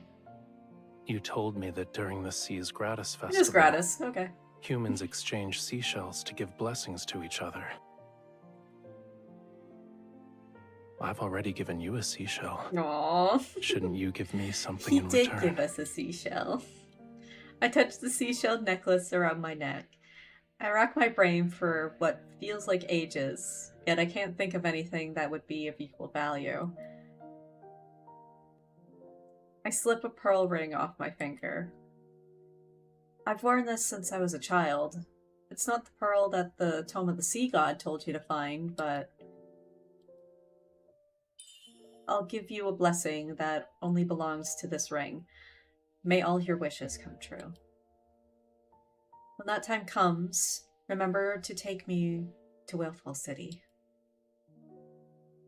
I heard that rings are often gifts that symbolize romantic devotion in the world of humans. Does this mean you've fallen in love with me? See, I knew he's already in love. Look at this man.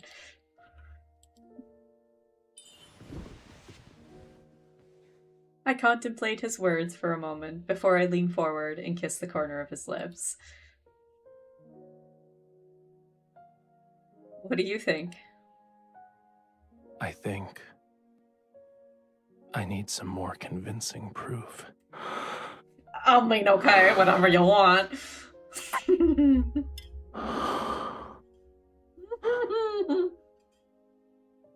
So bad you don't let me save that. That night, the sound of the waves draws closer. Gentle, melodious music mixes with the laughter. As Fantasia sharks swim overhead, vibrant colors burst before my eyes. Someone reaches out to hold my hand. My veil is lifted, and I'm led toward the light. Then, the music and laughter transform into weeping and screams. All colors fade into a dull gray, and the hand that's tightly holding mine gradually turns cold.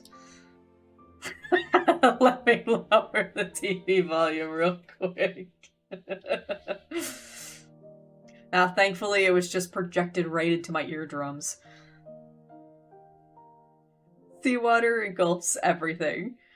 The cold overwhelms the world, and even the last melody played on a flute sinks into deathly silence. But that hand still doesn't let go of me.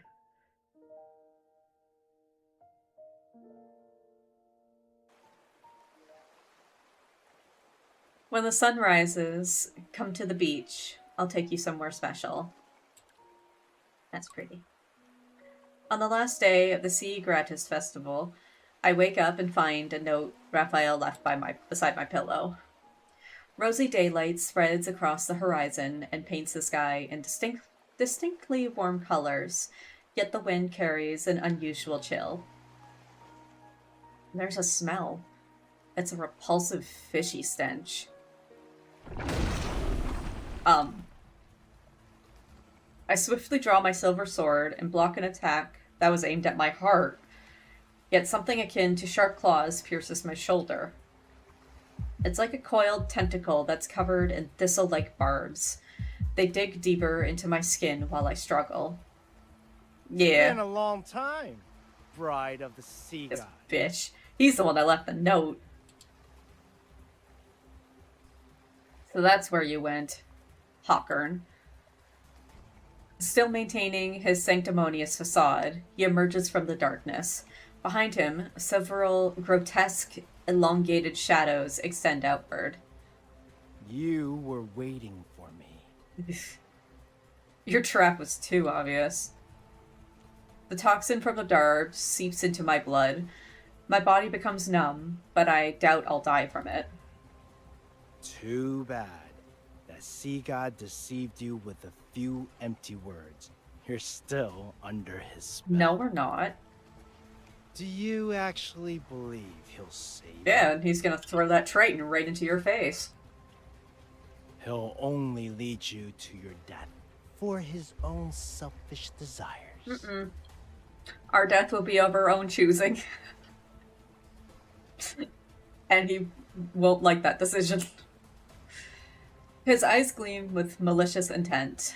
As my consciousness begins to fade, traces of light are gradually devoured by darkness. Don't resist. Now then, follow me. Everything I've done is for Romirro.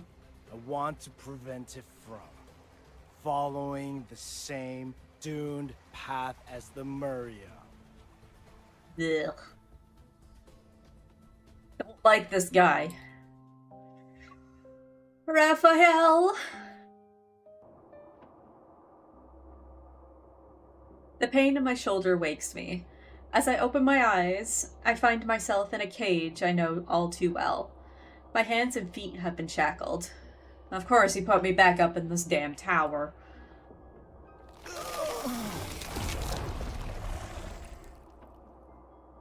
Sensing a putrid, fishy smell, I see a massive, grotesque shadow on the wall. It's accompanied by the sounds of something vicious being torn and peeled apart. I suddenly recall the spell he cast on me, the one he used to control me. Indeed, it's an ancient curse, but it's far too weak to control my bride. These magics can't be wielded by humans. Tell me where you found it. Oh. You're no longer human. So what? To save the Muria, this pain is nothing. The shadow on the wall suddenly contracts. A moment passes, and it slowly returns to a humanoid form.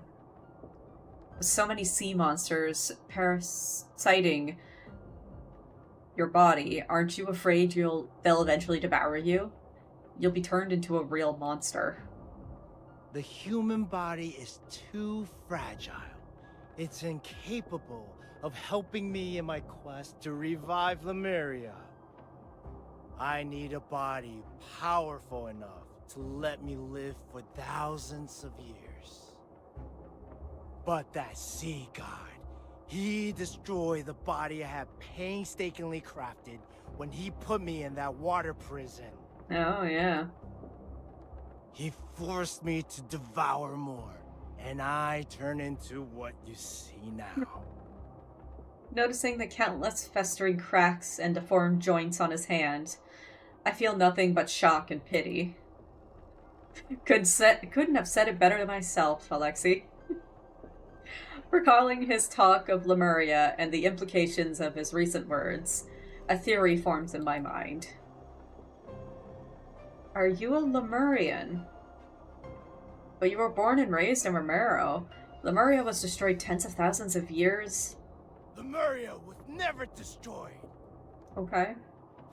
He yanks the chains, and I'm forced to look into his eyes that are filled with ominous darkness. It's sleeping. It's waiting for me. Once I kill that foolish, selfish sea god, I will become Lemuria's new sovereign. Please. I shall resurrect Lemuria, the only civilization that's glorious enough to rule this world! Uh-huh.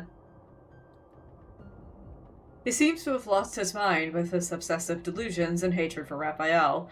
However, his words aren't complete nonsense. Ooh. Test him. Do you want to return to Lemuria? It's the most beautiful place in the world, and the homeland of all Lemurians. Okay. Don't you love your homeland? Wouldn't you want to save it? I'm not passionately enamored with Romirro. Despite my feelings, I pretend to nod and agree with him. I understand. But this doesn't have anything to do with me. Why would you kidnap me to save Lemuria? Don't you remember? Ugh. A tentacle tosses something at my feet. It's a small, fractured stone tablet. However, I recognize it instantly. The Tome of the Sea God? It's very similar to the one in the temple. The patterns and texts are almost identical. It's as if it was broken off from that larger stone tablet. You are the only human who can communicate with the Tome of the Sea God. Go on. Read. The blood from my shoulder drifts onto the stone tablet, and the blurred text emits a faint golden glow. Find a true love. When blessed with a true love's kiss, claim her heart by your own hand. A heart pure, flawless, and filled with love, best offering can give to Lemurians. That's such a fucked up thing. The prophecy from the Tome of the Sea God that I read, it was incomplete. Do you understand now? If the Sea God wants to reclaim his power, he needs more than true love. True love is just a stepping stone to him. Hawkern gives me a mocking gaze that's filled to the brim with contempt. Akin to how a starving person seeks food, ripping out your heart is the Sea God's natural instinct. Yeah, I don't believe you. Raphael didn't even do that. I don't believe you. Even if he wants to kill me, I need him to say it. What a foolish, stubborn lass. Don't tell me you've already fallen in love with him. You don't need to know that. How unfortunate. He laughs with malicious delight. When he remembers everything from those years, he'll ensure your very existence tastes oblivion. No, he wouldn't. Is he referring to what happened before Raphael fell asleep? Hawkern pulls out a bottle covered in verdigris and unscrews the stopper. An eerie vapor drips out. Come, witness the events from the annals of Lemurian history.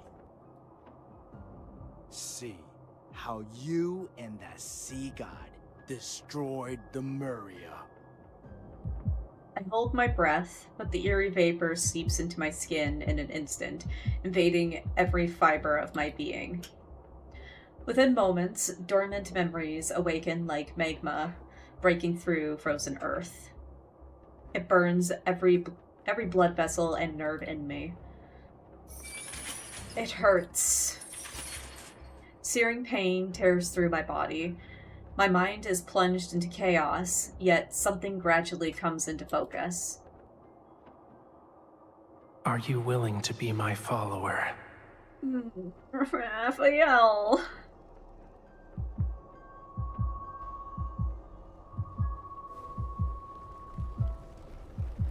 The massive circular chamber is as dim as twilight. The ground trembles as fractured stones cascade down the domed ceiling. This is... My body is suddenly pinned down. A sharp dagger is pressed against my chest, its tip drawing drops of blood. Raphael? No, that's not right. The Raphael before me is a brighter, more radiant young man. Yet the dark blue flames that burn in his eyes and his expression are unnaturally detached. He is baby sea god. In his hand, he tightly grips the sharp dagger. It's poised, ready to pierce my heart. I can't make a sound. I grab the handle of the dagger and use all my strength to fight against death itself.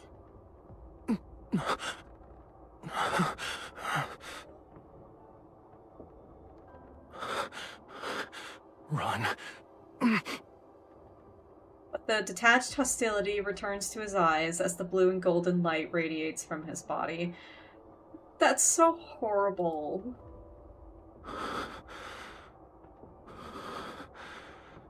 As my follower, you must offer your heart to me. A Lemurian bond holds great power, but it's also a chain. The sea god should have no weaknesses or constraints.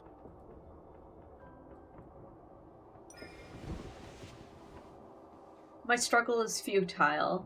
The blade sinks deeper into my chest. Blood falls as the pain spreads.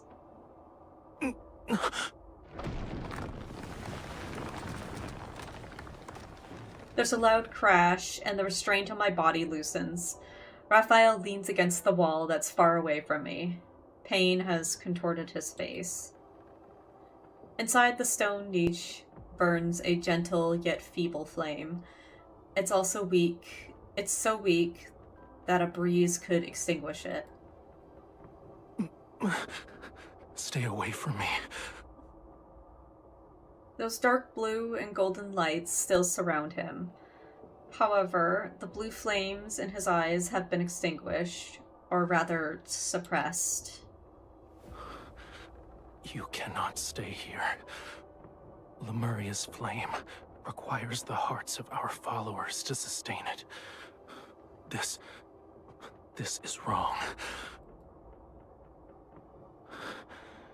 Should it continue, 'tis only a matter of time before I lose control and hurt you again.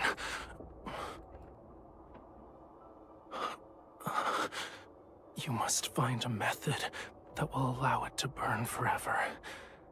That shall be Lemuria's true path. The flame from the niche gently floats to Raphael's fingertips. Then it transforms into countless delicate threads of light that flow toward my chest. Shocked, I try to break free, yet I find myself bound by these threads. A strange warm power flows into my heart. There is a legend. It says the wick of a flame exists in the place where all oceans converge. Find it, and Lemuria will be enveloped in light and endure forevermore. Water currents embrace me and carry me out of the temple.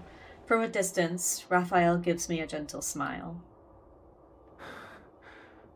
I shall ensure Whalefall City remains exactly as you remember it, until the day you return with the wick. This is my promise to you. for 'tis Lemuria's vow, a bond everlasting.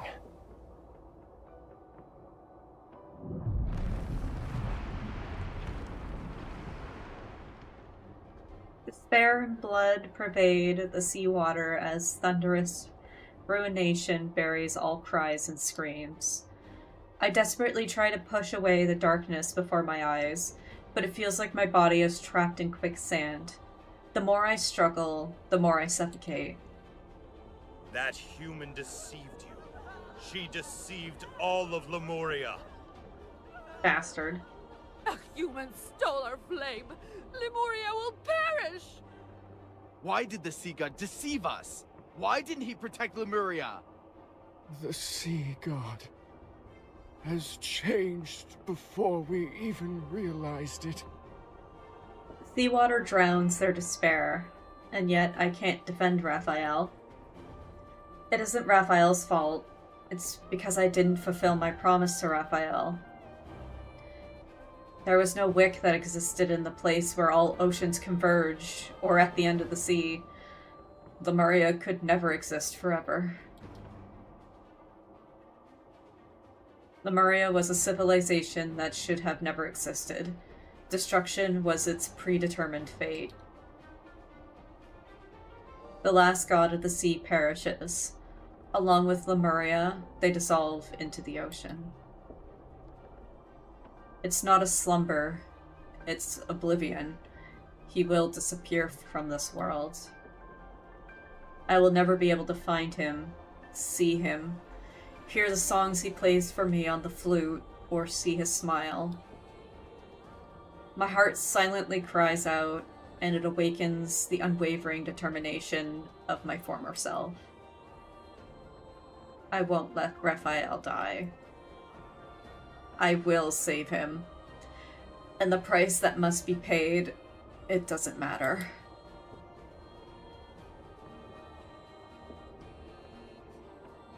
In the violently trembling deep sea, and the Summoneo staff I wield ignites. The cold flames illuminate the gaze that's a breath away from mine. Shock, sorrow, anger. I can't exactly make out the emotions in his eyes. I only see the mark of our bond on his collarbone. It's like a stream of blindingly bright, burning blood. Countless threads of light transform into runes. I raise the staff and let a phantom pierce his body. I hear my own heart as I speak. Every single word is part of a merciless command.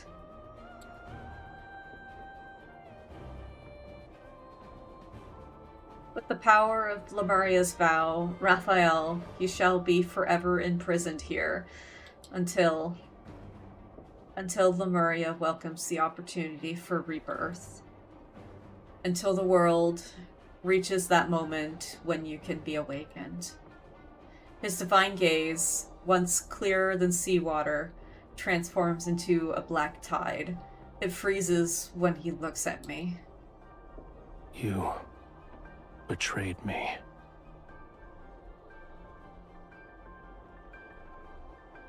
We didn't, honey. Once the seal is complete, he's plunged into the depths of those abyssal waters.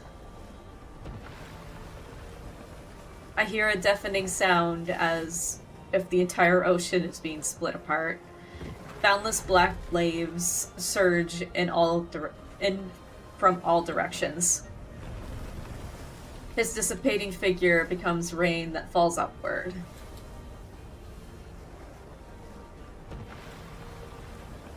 I will cut out your heart with a dagger honed, my darling, and in love's name, your heart will become my faith. Your body will be washed clean, shine like a pearl. I will care for your heart. I will care for your heart until we meet again and you reclaim it for yourself.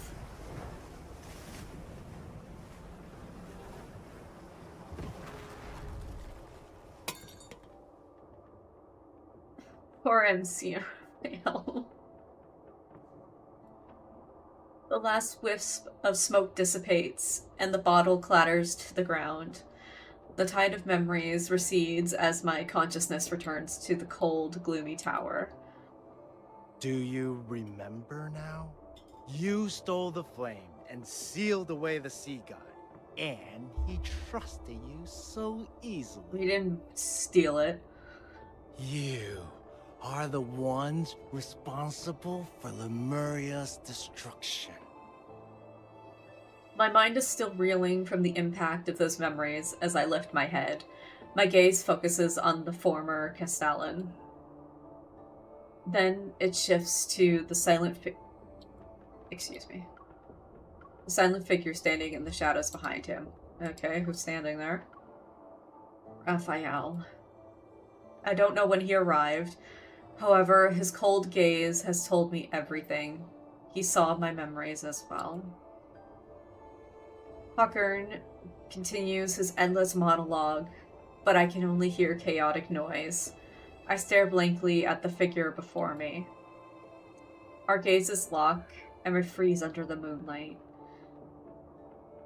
My thoughts also seem to be frozen in place. Hi, Emily. Thanks for stopping by. We'll deal with him first. A faint whisper that only I can hear reaches my ears. I give a slight nod in response. He will kill you, cut out your heart, and leave your body out to rot. You will not receive a proper burial. Please, Effa Mama, get more coffee. If you want to live, your only option is to kill him before he can act. No, you. Your bond with him is your sharpest blade. You can order him to take his own life. As you can see, anything is possible. What the fuck is wrong with you, dude? Yes, I remember. I was the one who sealed Rafayel. I try to speak as calmly as possible. But I'm also responsible for Lemuria's downfall. Why is Rafayel your only target for revenge? Don't you hate me too? Of course I do. However, I'm willing to let bygones be bygones if you kill the sea god. No. Remove my shackles then. Can I do anything if I'm like this? I lift my chin slightly. You better hurry. He's already here. Take him out, Raph. A tall, slender figure appears under the moonlight. Raphael raises his hand and summons the Tiebreaker Trident. How convenient. You've delivered yourself to me. Also, happy holidays, Emily. And also to everybody else. Kinda crazy it's only a week away. The chains that bind me snap. I rub my sore wrists before materializing a silver sword. I take 2 steps forward. In the suffocating silence, Raphael is the first to speak. It was you. You let Hawkern escape on purpose. He was used as bait so you could find out who sealed you away. And that person is me. Correct. The greatest weakness of Lemurians is that bond. And a sea god cannot have weaknesses. He must kill the person who forged the covenant with him. That way, there will be no one left in the world who could restrain or threaten him. And only then shall he become an invincible god. Regardless of whether it's for Lemuria or for myself, I must kill you. He speaks these cold words. Although I know it's just an act, I can't help but think. Perhaps these words also contain his true feelings. We don't need to say anything else to each other. I raise my silver sword as lightning flashes at the tip of the Tidebreaker trident. Blue, fiery power surges around Raphael's body. Farewell, bride of the sea god. When the tip of my sword clashes with the Tidebreaker trident, our weapons are diverted to the side.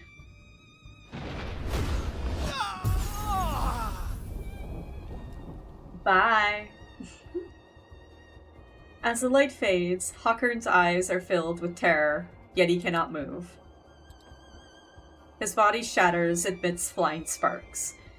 A putrid stench fills the air as vicious fluid seeps between the bricks and seeps across the floor.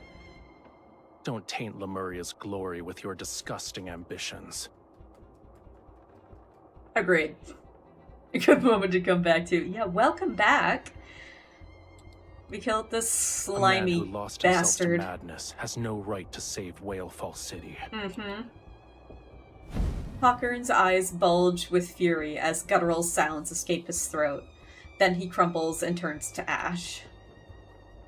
Raphael withdraws his trident and brushes away the dark embers from his body. Your hand.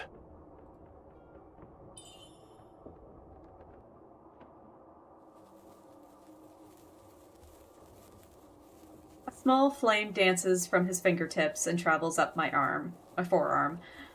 The fluid and body marks left by the shackles disappear.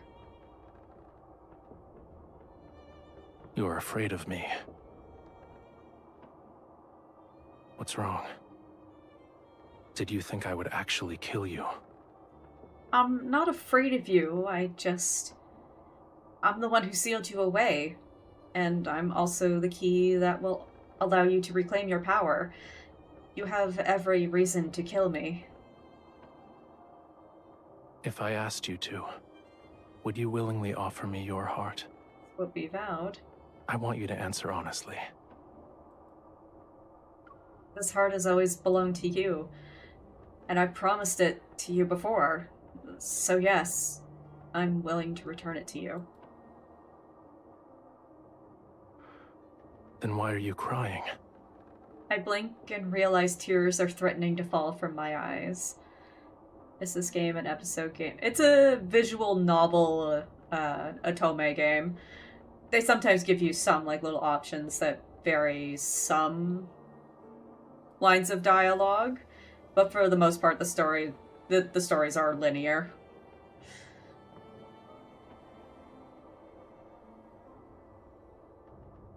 Blink and realize tears are threatening to fall from my eyes. Being willing doesn't mean I'm not afraid of death, and I owe you an apology. I understand it can't erase a fraction of your suffering. His fingertip is cold as he presses it against the spot where my beating heart is. Our noses almost touch. We're so close that one breath We're so close that one breath would close the distance between our lips. What I want is a heart with pure and utter devotion. Its love for me should come from the very depths of one's soul. Do you think it is that? I can't when he's whispering, please.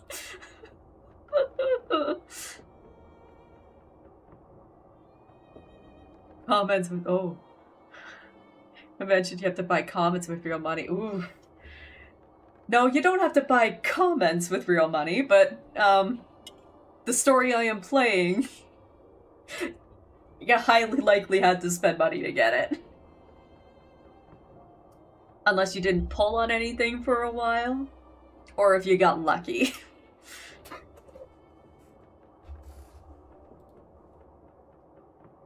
I don't have an answer for you. Even if it was, this heart now bears an invisible fissure that can never be fully mended. The answer is clear. Your heart is of no use to me. For now, at least. Say that. Go back.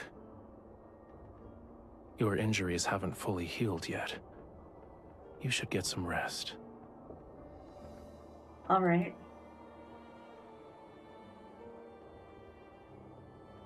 I murmur in agreement, yet neither of us makes a move to leave. The moonlight casts shadows on the window bars. It resembles a wall of thorns that gradually spreads between us.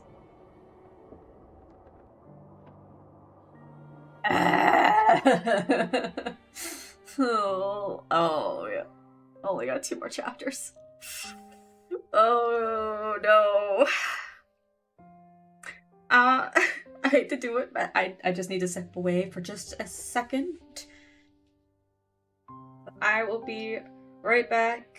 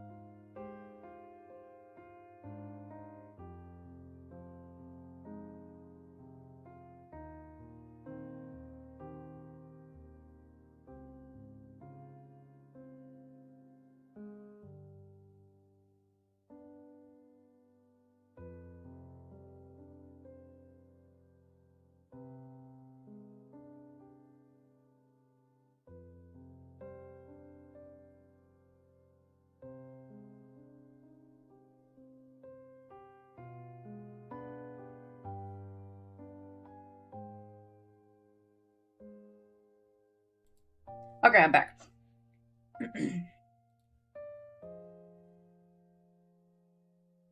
Now I wonder which of these two is... the last Kindle's probably going to be in chapter 9.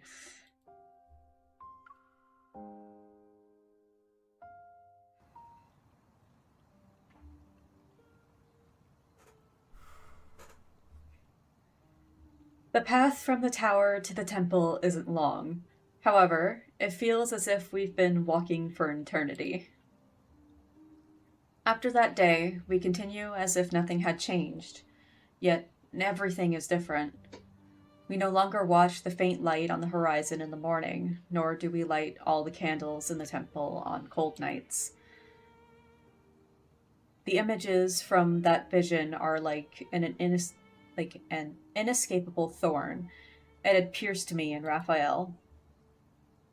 Dusk falls when Raphael tells me he will temporarily leave Romirro to search for the pearl in the deep. It's mentioned in the Tome of the Sea God. We part ways on the beach. He dives into the sea, his tail catching the sunset's light in all of its beautiful iridescence. The waves and ripples will never settle. Likewise, I will never see him again. On the last night of summer, an unprecedented storm falls upon Romirro without any warning.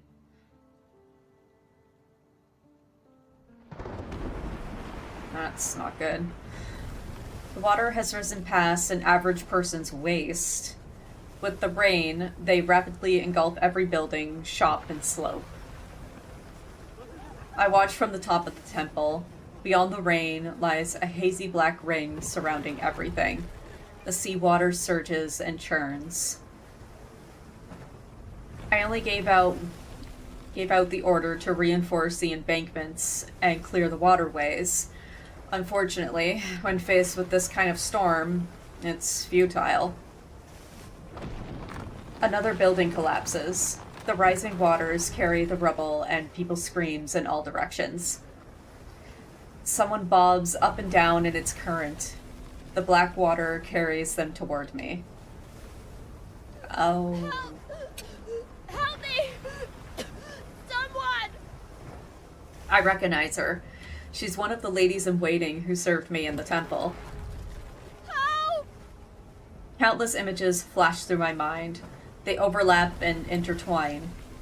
The faces of people below the tower, those looks of disgust or apathy when I was forced to perform the wave ear ritual. Or wavar. I don't know. The smiles of people who sent me invitations and exchanged seashells with me during the Sea's Greatest Festival. Let her drown. Your Highness. Your Highness, thank... The nearest shelter is to the north. Go. Before she thanks me, I harshly interrupt her. The lady in waiting steadies her weakened body. Her eyes, once soaked in despair, flickers briefly with hope before it dims. The flood has washed away all the city's shelters. Yeah, MC is a really good person. Aside from me, there are others who have nowhere to go. Carrying debris, the roaring flood crashes against the temple. The building trembles, and yet it still remains steadfast. When I was 15, I oversaw its renovation with the intention of making this symbol of faith as solid as the heavens. It was designed to stand tall for centuries. Tell everyone to take shelter in the Sea God's temple.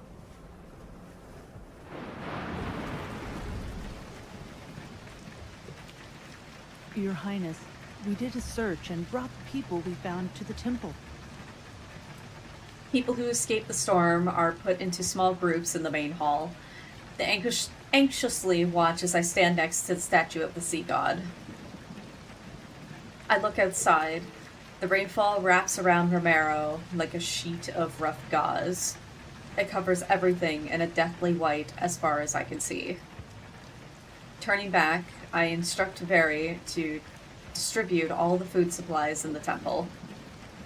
When the storm eases, lead them to Mount Anyuna. It's tall enough. The water will not reach you there. After I give out my simple orders, I ignore the anxious gazes and hushed discussions around me as I turn to leave. Your Highness? Yes. What if the rain never stops and the flood reaches Mount Anyuna? What then? What if the third night comes? All sounds seemingly vanish. Only rainfall remains. Gazes pour in from all directions like water. Everyone stares at me as they wait for an answer about their future.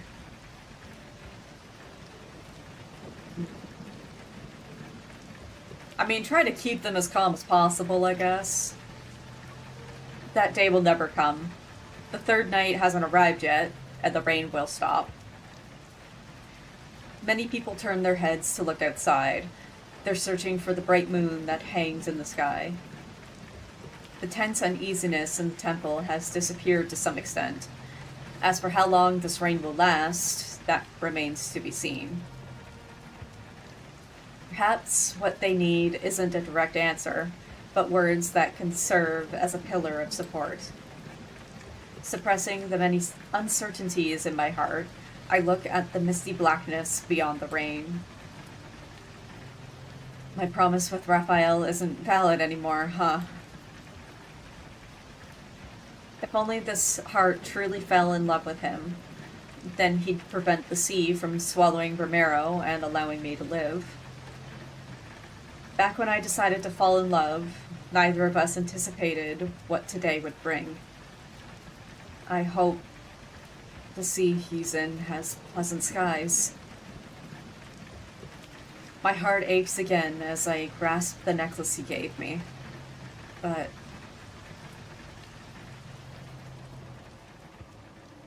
what I want is a heart with pure and utter devotion.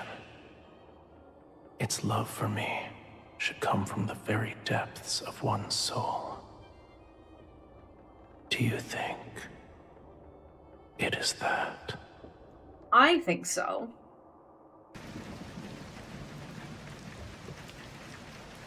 I still can't give a definitive answer to the question Raphael asked me that night. However, no matter what happens, I can't let Romirro sink. I must survive until the day I see Rafayel again.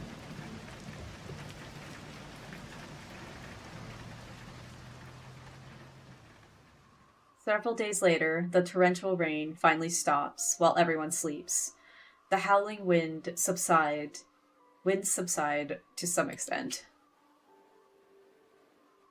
Wading through the accumulated muddy water, the ladies in waiting carry out my orders. They evacuate everyone from the city. I press my faintly aching temples. I'm unable to dismiss the ominous premonition lingering in my heart for some reason. Mom, look! The moon is being eaten! What? I look up. The moon has vanished without a trace. Moonlight drowns in murky gloom. Within the blink of an eye, black clouds swallow the last trace of light from heaven and earth. The eclipse! The eclipse is here! The eclipse! No! It's happening! The prophecy from the Tome of the Sea God! Romirro is about to be submerged! Oh dear. After being momentarily stunned, I finally realize that there are no black clouds in the sky. A massive wave is rising from the sea. Perry, take everyone back to the temple. But these feeble struggles are no match for the approaching catastrophe. The wave swiftly unfurls its deathly embrace over Romirro. A loud sound explodes across the sky. For a moment, everything is as bright as day. Golden lightning cleaves through the massive wave. The waters flow back and reveal a familiar silhouette. Rafayel! The seashell necklace around my neck begins to shake violently. Rafayel? The massive wave collapses, and large water splashes touch the land. Rafayel raises his tidebreaker trident, and the scales on his tail reflect a piercing cold light. The trident is swung down with great force. Heavy storm clouds are transformed into scorching, powerful winds that sweep across all of Romirro. Wherever the trident points, flames more brilliant than the blazing sun ignite across the water surface. The sea god? Is that the sea god? To control the currents and the tides, without a doubt, this is Rafayel's power. We must go to him.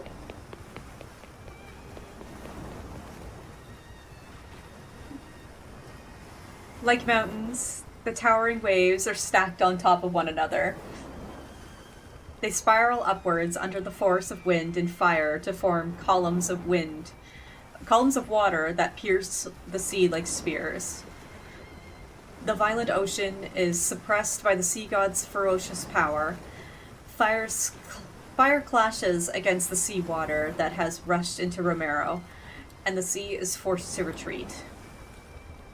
I run toward Rafayel by stepping onto the scattered, floating debris that once made up a seawall. Only one thought races in my mind. Faster. I need to go faster. Ahead of me, Rafayel stands amidst unquenchable flames.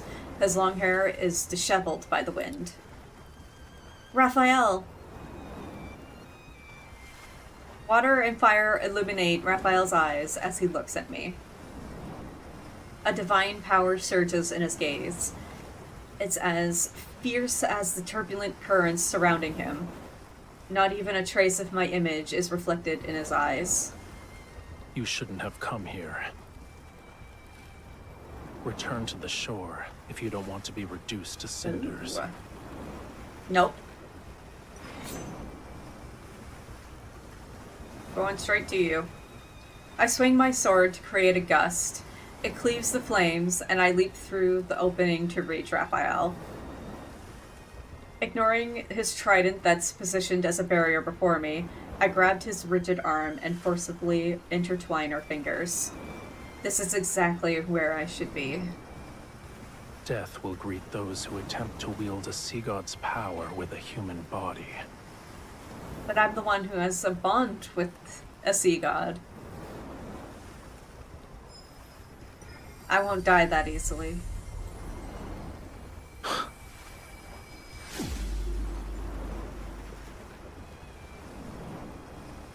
As soon as we resonate, a scorching heat that feels like it could burn everything spreads from Raphael's palm to my body.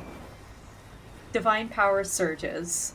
At the same time, something else flows into my heart. In my days, I realize it's everything Raphael has never put into words. In the dark depths of the ocean, the sea's ritualist hymn drifts down ethereally from the surface. It awakens his anticipation that has been suppressed for eons. During one of Romirro's short summers, the indifferent sea god's heart experienced pure contentment and joy for the first time. After he left the temple with the excuse of searching for pearls, the waves undulated like his fluctuating thoughts. All that time we spent together, my feelings for him were never unrequited. That's what I've been saying!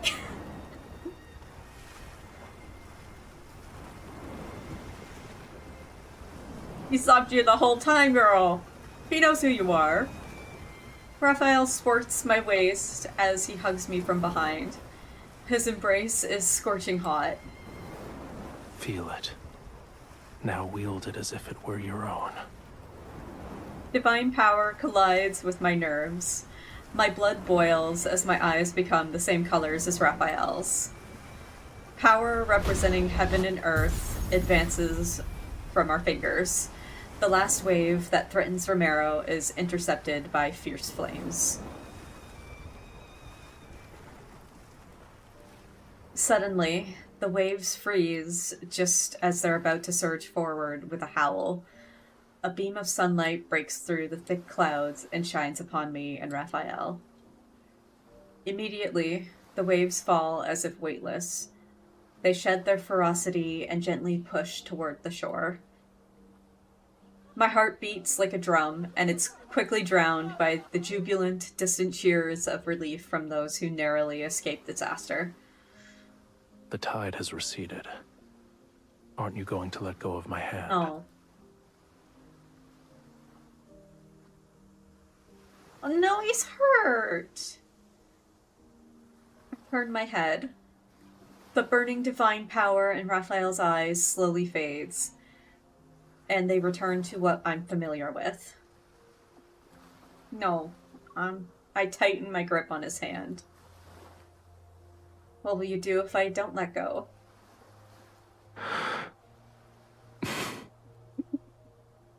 A long time passes. Then he smiles faintly.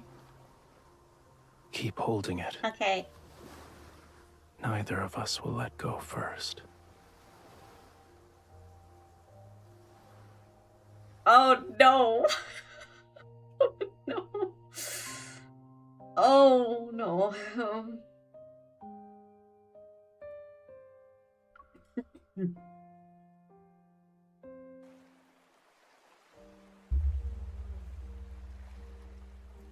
Houses that were once submerged reappear. The ships, once swept away, are pushed back to shore by the waves. Time for tears. People emerge from the temple where they sought refuge. They slowly begin to rebuild their home. After finding some medicine in the temple, I return to the shore by the port. Raphael is leaning against the rocks.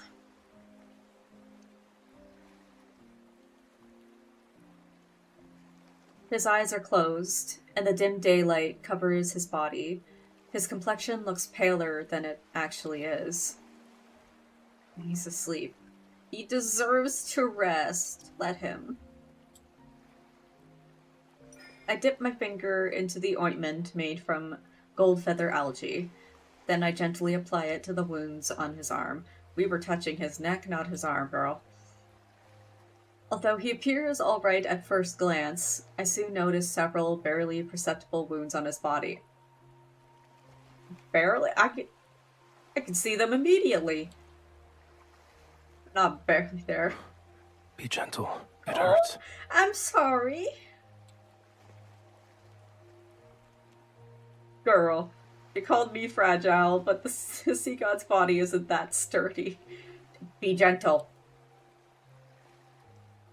Despite saying those words, my movements become slower. I treat his wounds with the utmost care, as you should. Weren't you searching for pearls in the deep? Why did you return? You thought I wouldn't?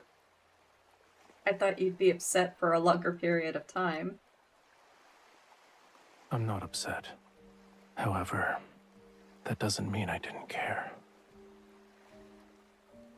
His fingertip touches my palm and gently traces one of its lines. A Lemurian bond grows stronger with love. The deeper the connection is between the two parties, the more powerful it becomes.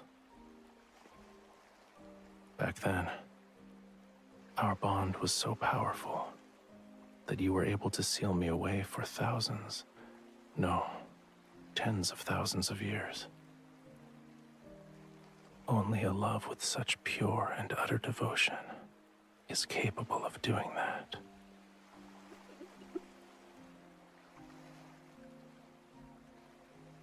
You haven't made peace with it. It sounds like you haven't made peace with it. Of course not. He suddenly lowers his head and bites my knuckle. Hey. However, I don't dare to pull my hand away. It wasn't a day, a month, or a year. What I endured is longer than what a human can possibly comprehend. Millions upon millions of years. How could I possibly let you off so easily? That is completely fair. Of course, you need to avenge yourself by never leaving me again. After I finish applying the medicine, he stretches his body up. Excuse me, I wasn't finished reading game! He stretches his body and brushes away the sand that's clinging to his skin. Okay, you may speak now. I heard you protected many humans. Yes. At the end of the day, I can't bear to see so many pointless deaths. I still don't like Romirro, but I can't bring myself to watch it perish. You didn't do anything wrong. Watching your kin march toward their demise is a pain more excruciating than dying. You didn't force yourself to endure that suffering. Well done.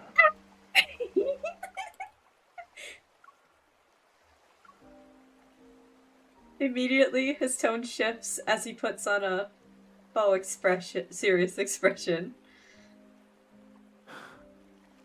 However, I do have objections in regards to letting those humans turn my bedchamber into a filthy mess. It's not that bad. At least your pool is cleaned. I already ordered a few people to clean it. I promise your bedchamber will be spotless. Good. He pushes himself up, but he pauses as he's about to stand. What is it? It's nothing. No, it's something. What is it?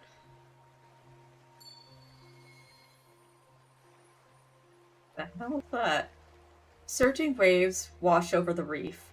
As the water recedes, his tail transforms into a pair of legs. Oh. Let's return to the temple. I need to see its condition to feel at ease. Okay. I nod a second later.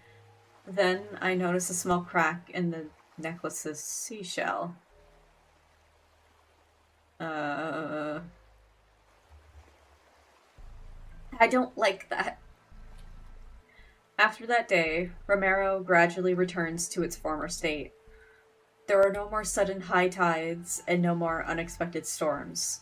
The text in the Tome of the Sea God remains the same. The nightmare of Romirro being submerged seems to vanish into thin air along with the overcast sky. The prophecy didn't come to fruition. Romirro won't sink. The sea god and his bride protected us. We must express our gratitude and worship them forever. Yeah, okay. The people are immersed in the joy of surviving a catastrophe. They renovated the temple so that it's more magnificent and elaborate, erect taller statues, and supply Raphael and me with an endless stream of gifts. But has the dust truly settled? I think so. Your Highness. Passing through the crowd of onlookers, Very hurriedly approaches. She bows before me. On the shore lies a dead, enormous silver fish. It's almost as long as several adult men if they were lying down and lined up in a row. It was discovered by the fishermen who were preparing to set sail this morning. We don't know if the fish washed ashore after it died or beached itself. Huh. Maybe this enormous fish is a good omen from the heavens. I don't really think dead things are a good omen. We might have a bountiful fishing season in the near future. I don't know. I approach the creature to get a closer look. The unease that has been lingering in my heart grows heavier. If I'm not mistaken, this is the calamitous Pisces that's mentioned in the ancient text. It's a harbinger of misfortune, an omen of disaster. Yeah, that sounds alright, right? The dark clouds that appeared during the lunar eclipse haven't fully dissipated, and now the calamitous Pisces has appeared. Romirro can still sink below the waves. For now, I can only act as if nothing is wrong. Worry not. Find a suitable place to bury it and clean up this area. Yes, Your Highness. By the way, Romirro was spared thanks to you and the sea god. Was it? The people want to prepare a feast to properly celebrate. They wish to invite you and the sea god. I understand. We'll discuss it when the time comes. I walk toward the temple, and I tighten my grip around the seashell necklace. The crack has deepened these past few days. The seashell has begun to fracture in other places as well. I don't want to guess what this means. I just need to see Raphael quickly. Maybe then I could dispel some of the unease in my heart.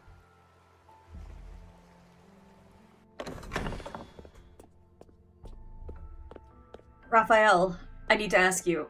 Raphael?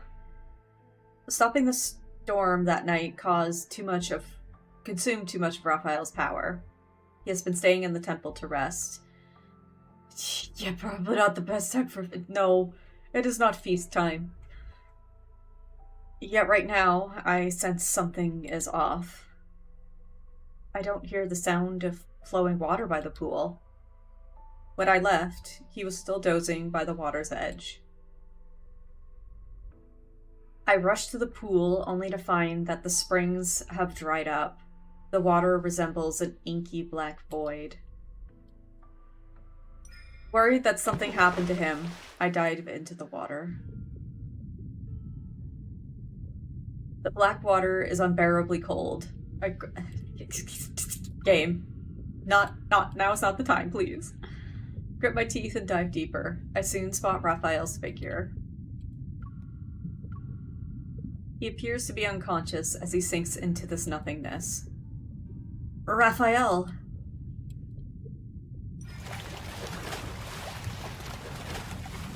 Mustering all the strength I can, I grab him. However, I'm not strong enough to pull him up. This won't work. I need to wake him up.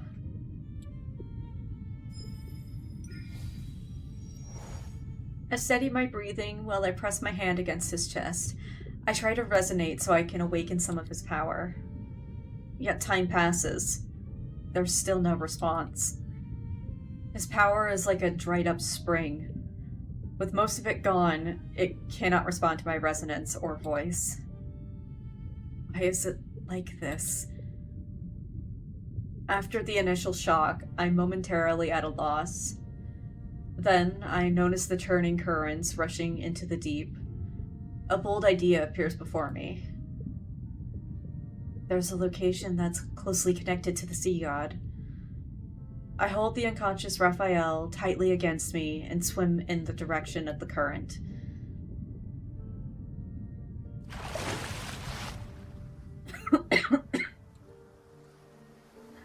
Fortunately, my guess was correct.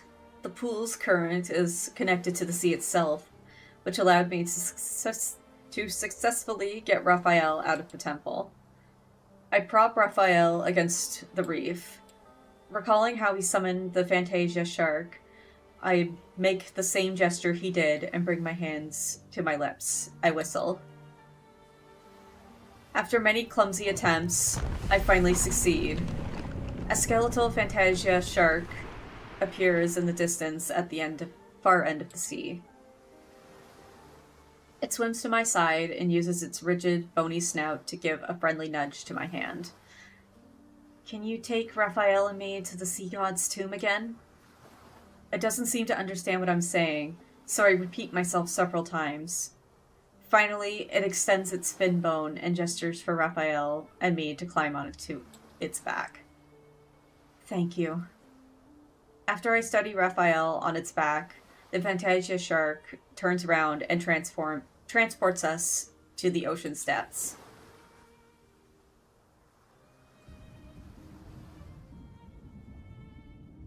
Unexpectedly, we arrive at the sea god's tomb with ease. Maybe it's because Raphael has already passed the trial. Even the guardian statue poses no challenge. After I explain the reason for our visit, they allow us to pass through the stone gates. Young sea god. Oh, it's you two again. Your quintessence, I'm here to make a request. I need your help. The statue of the sea god with a long beard lethargically lowers his weapon. He slowly turns his head to look at the unconscious Raphael. He is about to fade from existence. No. He still needs to reclaim his true power, yet he almost exhausted the small amount of divine energy he possesses. What did he do to end up in such a state? What a shame. He will become the youngest sea god to fade away in our history. Silvermore sea god statues move out from their stone niches? I don't know. They soon join the discussion. Is there a way to save him? He can't fade away like this. Of course. Yes, there's only one option, MC. He needs true love.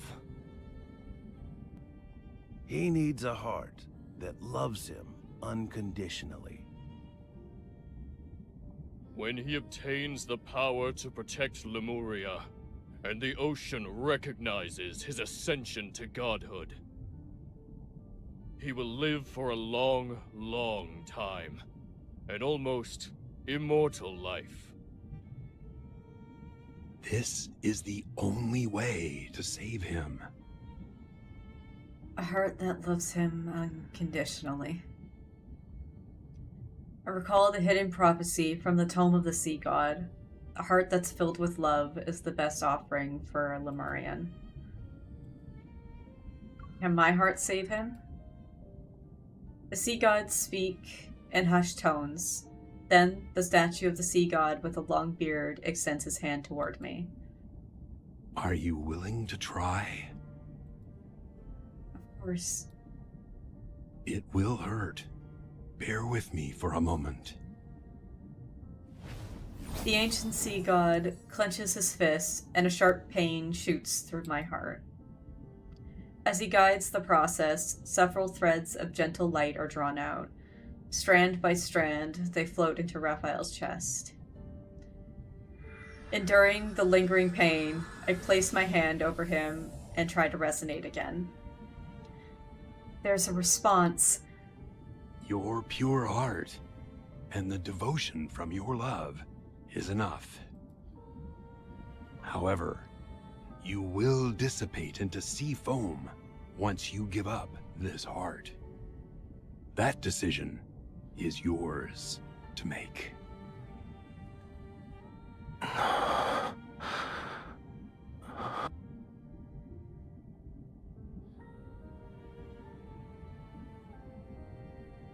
My baby. The Sea God's tomb. How did I end up here? You've been unconscious for a long time. These sea gods woke you up. I quickly speak before the sea gods can say anything. Then I bow respectfully to them. The sea god with a long beard gives me a profound, knowing look before slowly turning toward Raphael. The last sea god of Lemuria. May you find true salvation. Thank you. The sea god statues slowly retreat into their niches. Raphael turns around and I meet his intense gaze. You're hiding something from me. You're the one who's been hiding things from me. You've expended too much of your power. Your body can't sustain itself anymore.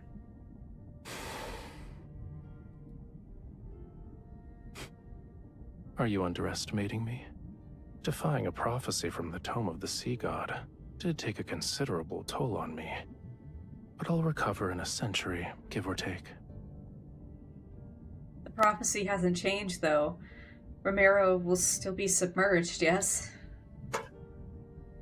Seeing Raphael's expression, my heart sinks. I was correct. Yes. But that doesn't mean it can't be changed. Romirro wasn't destroyed on the third night of the lunar eclipse, so for now, it won't sink below the waves. This is our turning point. Stop frowning. Let tomorrow worry about itself. As for the present... He takes my hand and summons water currents to carry us upward. It's almost dawn. We might be able to watch the sunrise as we head back. No. After returning from the sea god's tomb, Raphael seems to have returned to his normal self. The water in the pool has become clear again. He also doesn't spend the entire day inside the temple. Instead, he enthusiastically takes me along to explore Romirro's streets, alleys, and wilderness. Just a tiny fragment of this heart's power is enough to revitalize him. If he received an entire heart, perhaps I'm still selfish. Faced with such a choice, I still cannot let go of my desire to live. But time is cruel and doesn't give me the opportunity to hesitate. After a night of rain, dark clouds once again spread across the sky above Romirro. The time Raphael spends sleeping in the water increases with each passing day. And my necklace's seashell has developed a deeper, longer crack.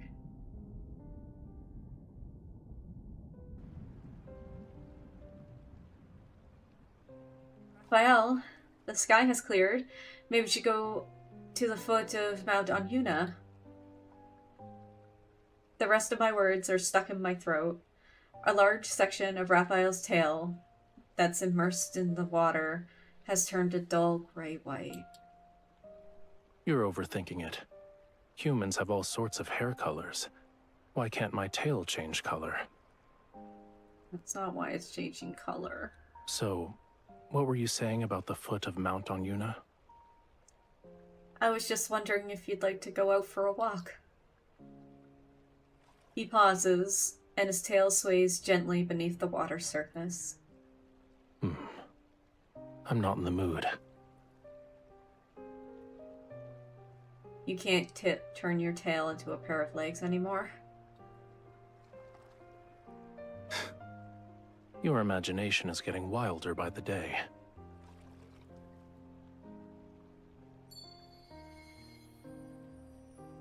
He parts the ripples on the water surface. Under the undulating waves, his tail transforms into legs. You wake me from my peaceful nap and throw an accusation. He adjusts his position to rest his head on my lap. He closes his eyes. You owe me a sweet dream. All right. I gently stroke the top of his head and lean down to kiss him. The seashell around my neck dangles. It sways in front of Raphael's peacefully sleeping expression. The cracks on its surface are glaring. I grasp the seashell and gently try to wipe away those marks. I pretend not to see the scales on his legs. I pretend Raphael isn't showing any signs of something being off. I pretend that everything on this land will remain as peaceful as it is today.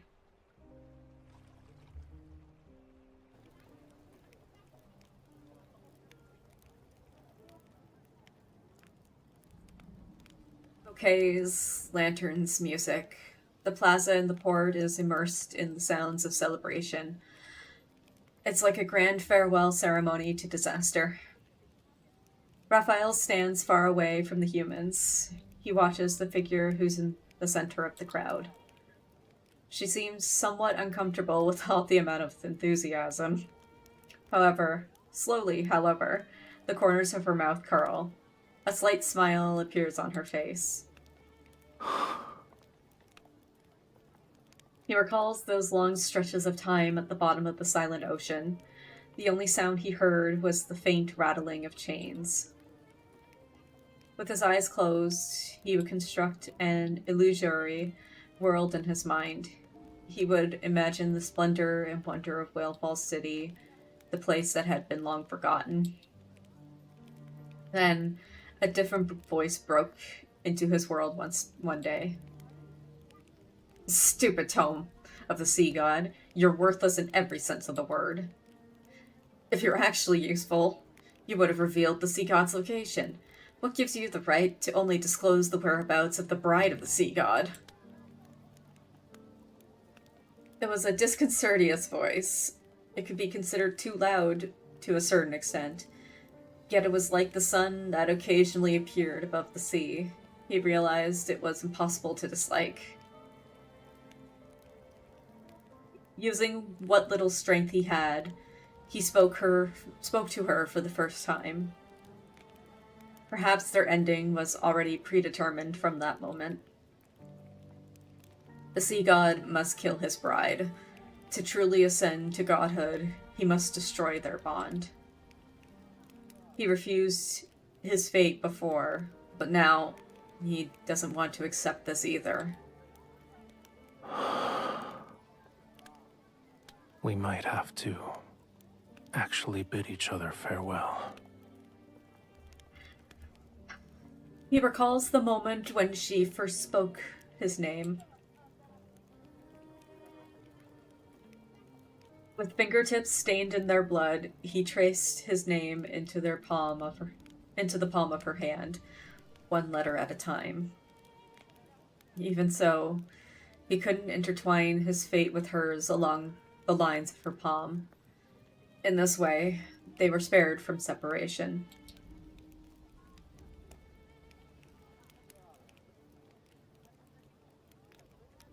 I need to leave Romirro again. We won't be seeing each other for some time. I frantically search for Raphael's figure in the crowd, but I only catch a message the sea breeze carried to me. Fortunately, our bond guides me to him. In a lit corner, I catch Raphael's fingers. You were in a hurry. Are you scared I'd leave without saying goodbye? Where are you going? I'm just looking for pearls. Once I recover that part of my power, I'll return. I don't believe you. His life force is fading away at an alarming rate. Under the illusion of an intact seashell lies a reality with cracks becoming increasingly more severe. His heart is also riddled with countless wounds. Raphael, is there anything you need me to do for you? Tell me. No matter what it is, I'll do it. Hi, Katie. Just say that you want your heart back. I'll return it to you. No. How long will you be gone? It's hard to say. Maybe it'll be a year or two. A century or more. Perhaps even longer than that. Don't worry. Even after I'm gone, you and Romirro will survive.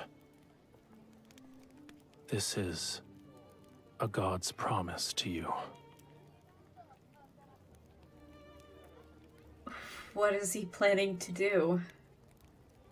If he's making this kind of promise, it means he'll do something that I don't want to imagine. I won't be able to accept it. So, when are you leaving? Let me see you off. All right.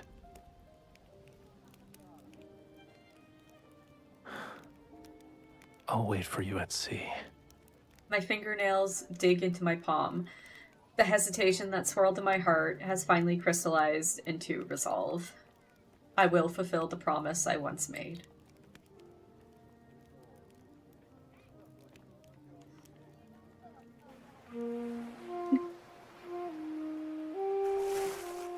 Hi.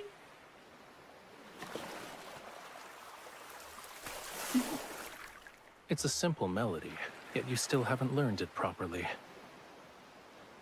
Marrow taught me to be a ruler, not a musician.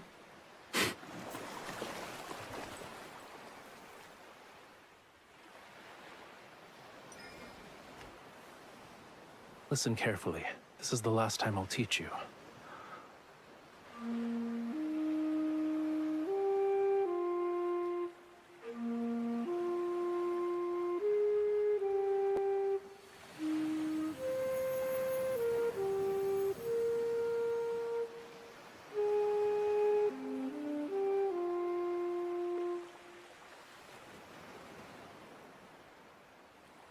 Don't give me that look.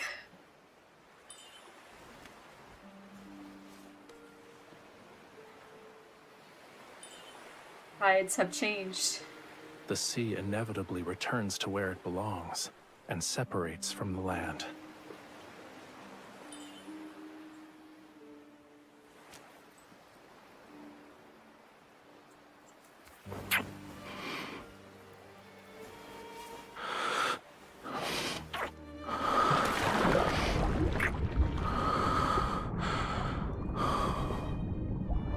I shouldn't be crying at such a scene.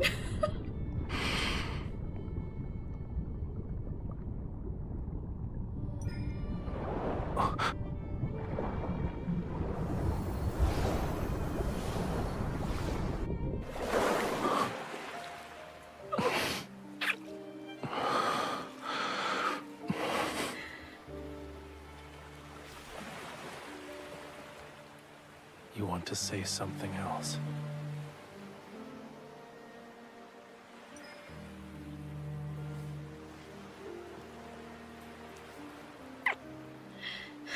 The sea heard your wish.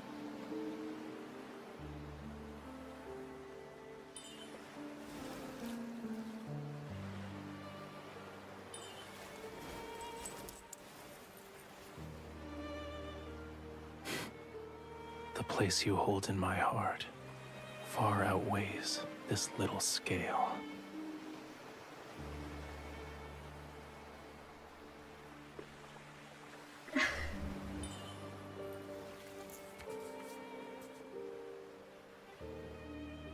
He can't take the faces he's making.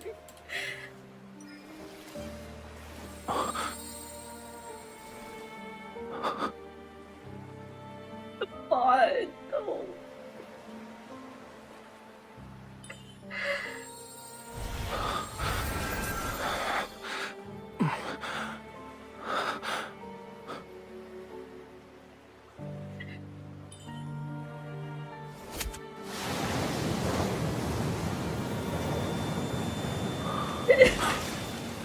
No, I refuse to accept this betrayal.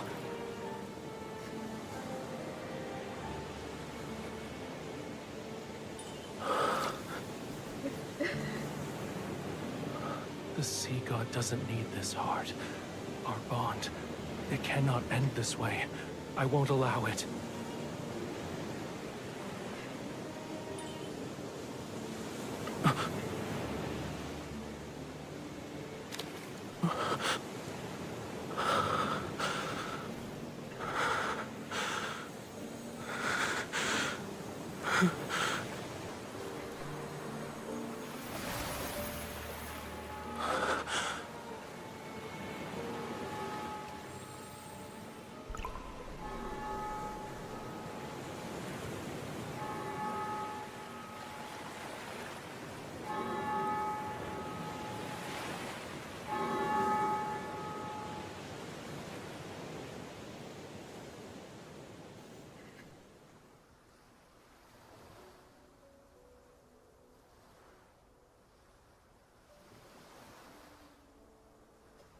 I'm so sorry, Raph.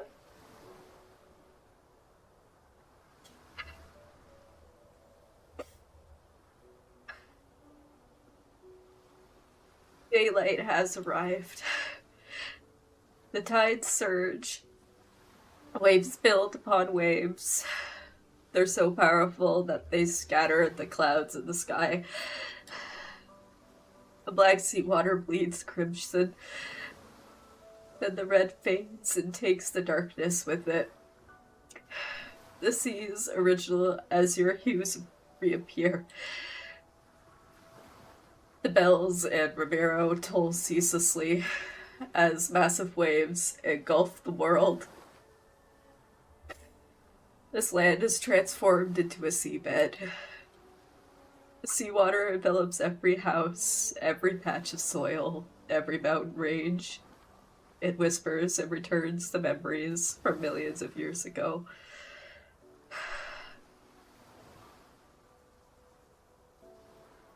Everyone steps onto a strange yet familiar homeland to breathe the air that flows into the seawater.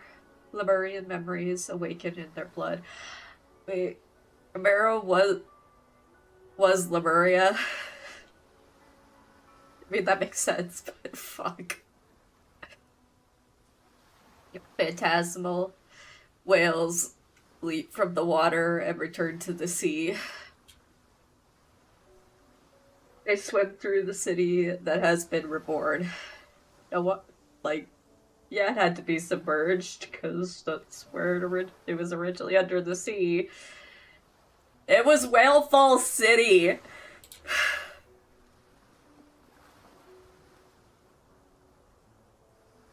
The sea god stares at his hand. There lies the pearl ring given to him by a young woman. It still gleams with lustrous radiance. It gently encircles his finger.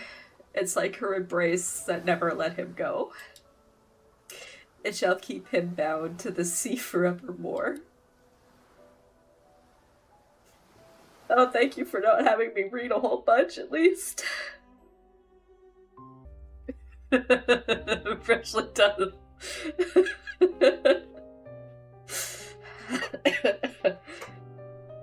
I don't even have an emotional support fishy plushie with me.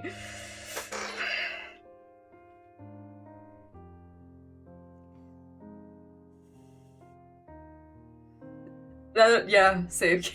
All I do is cry.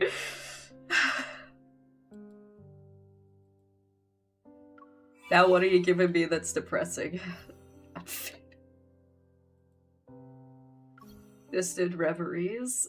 the crystal clear ocean ornament. He found another romantic soul just as he had wished, and fell in love under the gaze of waves and moonlight.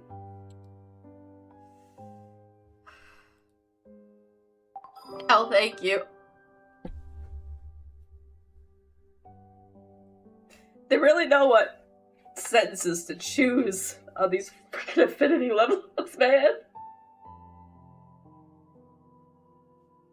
I love every side of you too, Raphael.